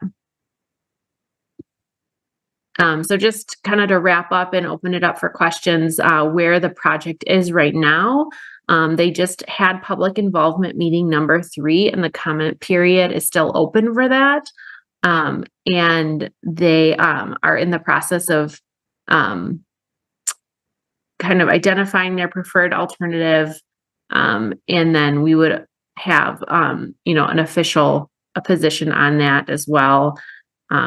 Where it would then be finalized, and then the environmental document would come after that before a public hearing at the end of 2024. Just kind of, again, a little bit more about the South study. So we anticipate we'll be coming back to this group when we have more information about what WSDOT is proposing on the South, in the South study. But again, not quite as far along. And they do anticipate having the second public meeting soon for that. And that's where we'll be able to see those preliminary alternatives. And that's all I have for the presentation. Happy to answer questions or, again, potentially defer some of those to Yang. And Yang, if you have anything to add before we pass it back to the chair, let me know. Let me just double check and see. I don't believe we have anybody registered to speak on this item, do we, Aiden? That is correct. We do not. Okay. Yang, comments from you? No, these covered really well. So no further comments, but happy to have answer questions. Okay. All right. Harold, go ahead. Sorry, I have to find my unmute button. Thanks, Liz. Really important to voice our preferences. Couple questions. The roundabout options at Kinsman and Hopker, I guess the main reason why staff thinks they are not a good idea because those would be multi-lane roundabouts with all the problems those bring versus the benefits of smaller scale roundabouts.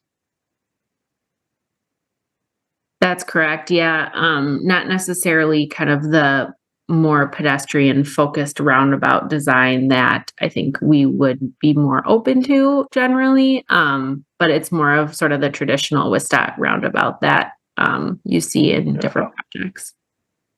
Okay, that makes sense to me. Would you mind going to the commercial avenue slide?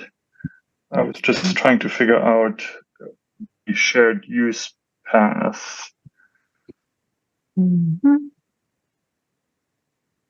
Yeah, that is a great question because I don't think that's super clear either. The colors don't make sense. The graphic is a little bit tricky. Let me just zoom in a little bit and we can kind of get a closer look. So the purple is the proposed shared use path. So this lighter purple color. So you can kind of see how it comes in here and continues. So it would be subject to with what Wistat is proposing, it would kind of continue in the same area, but it would have that at grade rail crossing, just like the roadway would with the three-legged intersection with the grade separated rail crossing. It would also have still have that rail crossing at the shared use path, but it would not. But the road would not, and there would also be. It looks like there is a path actually on the bridge as well. So you would actually have a shared use, separated shared use path option. Oh, okay. And you can still cross along what turns into Lexington, like a path along there too, like east-west. Yes, it looks like it does connect an existing path. So it would connect here. And then it's a sidewalk, I think. Here. Okay, an existing sidewalk, yeah. And then there would be a path over the bridge. So in this case, still two paths, but one path in this case would also be grade separated with that bridge. Okay. All right. Yeah, that makes sense. I mean, I know currently there are not even sidewalks and it's super, people walk over to Walmart and it's not good. Okay, I think that's actually all I had. Thanks, Harold. Anybody else have any comments or questions for Liz or Yang? A lot of good work that went into this. I don't think you need a motion from us unless you would appreciate a motion in support of staff's recommendations, Liz. Yeah, I don't think that would hurt. I think that would probably be good to have just that kind of reinforcement of the commission. Robbie? I move to approve or what's the word I'm looking for? Support? Or staff's recommendation. Yeah. A motion to support staff's recommendations? Yes. Okay. Darren? Second.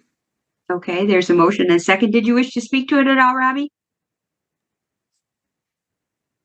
Just a very short comment, and it's not really the staff's recommendation that is a bit of a burr under my saddle, but the fact that DOT doesn't seem to have included in their purpose and needs the safety of people crossing the road as well as moving along it. That bugs me, but that's par for the course. Okay. Bill, go ahead. I'm sorry, I was going to second it, but I agree with the recommendations that city has proposed back to Wistat. Thanks. Okay, thanks, Bill. Other comments or questions? further discussion? Okay, I'm going to assume a unanimous consent vote unless anybody wishes to vote no or abstain. Okay, the motion is carried. Thanks so much, Liz. A lot of good work's been done on that, and we'll hear more about the next phase, right? That's right. Thank you. Okay, thanks so much. Okay. Next, we have updates from members who are members of other transportation-related BCCs. Anybody have anything to report? Nope. Nope, I'm seeing no hands. I don't have any announcements tonight. In terms of agenda items for the June 12th meeting, we have the crossing guard policy and modifications in East Madison Bikeways project update that we deferred from tonight. We have adopting the sustainability plan update and directing staff to implement the recommendations in the plan that was referred to us. We also have requesting information studies and plans regarding the authorization of a local sales tax that was referred to us. We have Public Works Transportation Project Westtown Path Phase 2A from High Point to Zor Shrine. We also have the TC annual work plan, but if depending on the length of the meeting, I may push that to the next meeting. Alder Martinez Rutherford. Yeah, I was waiting for you to ask for future agenda items. So Sure. That's next. Go ahead. Okay, I would love to consider an equity workshop for us, because the way my colleague on the council was addressed was wholly inappropriate. And if we're sitting here trying to defend our equity decisions, then we've already lost the battle.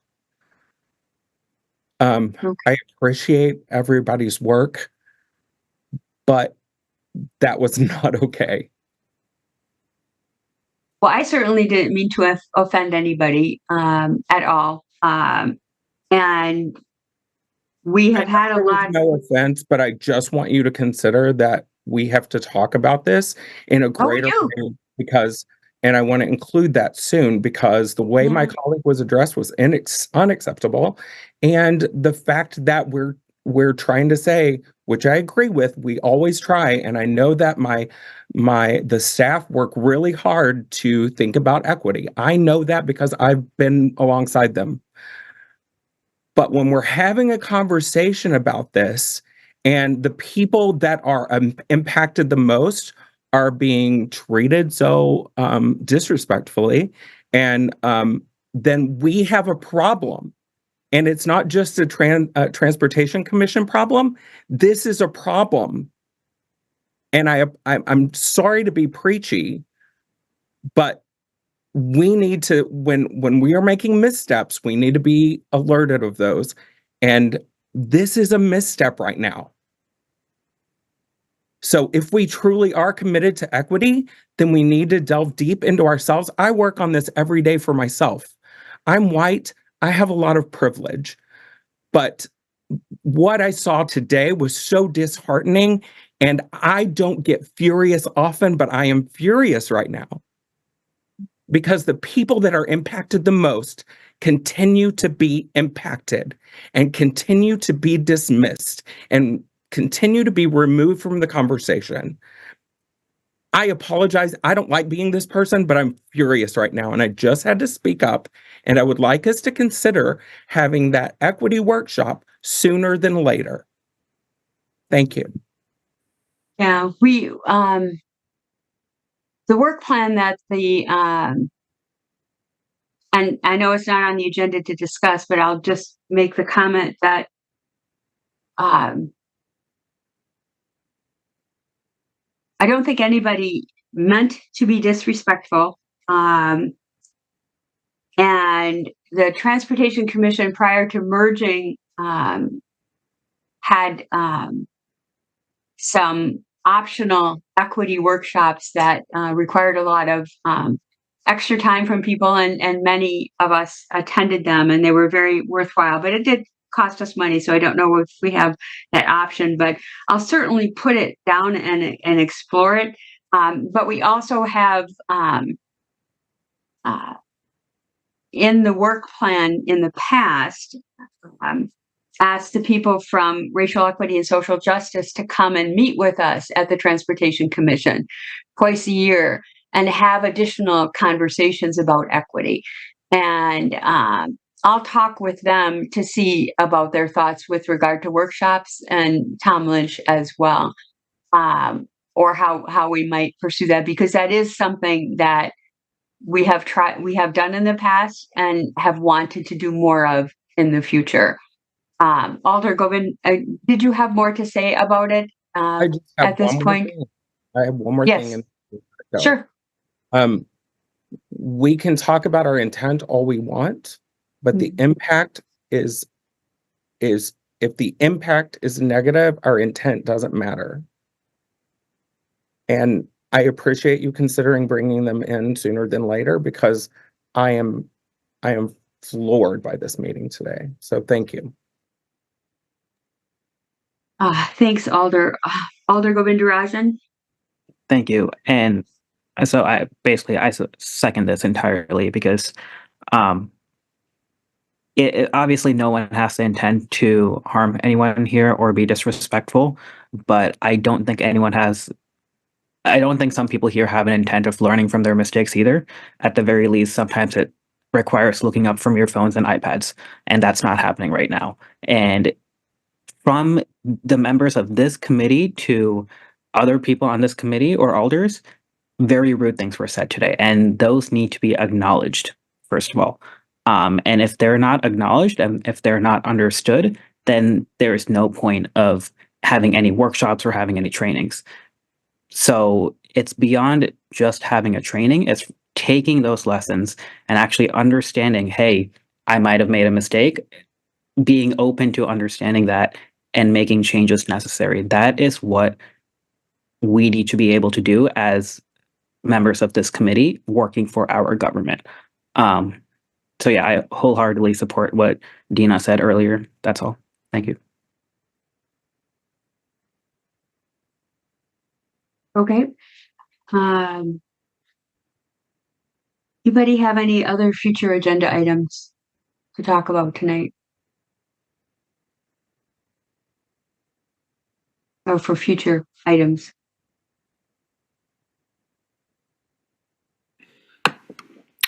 Hey, Anne. I'm gonna try not to be repetitive here, but in line of what has been said, I think considering those trainings would be a good idea. There are other efforts going on around the city, I know, because I participated of some. There's a workshop out there that's called Witnessing Whiteness that is particularly very impactful and very, very profound, that I would suggest if as an option. I feel like the ResJai team and the the civil rights team is very, very strong right now, and it has a lot that can share with the commission and beyond. So yeah, I guess my only words are towards there's many takeaways you can take from the ResJai trainings, but if there is one I have learned, is just continue to be open to learning.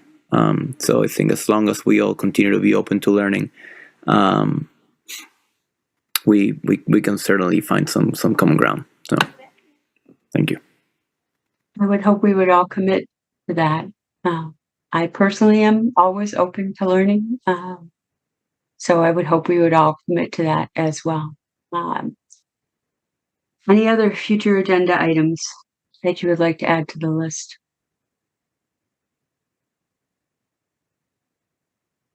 Okay, we need a motion to adjourn.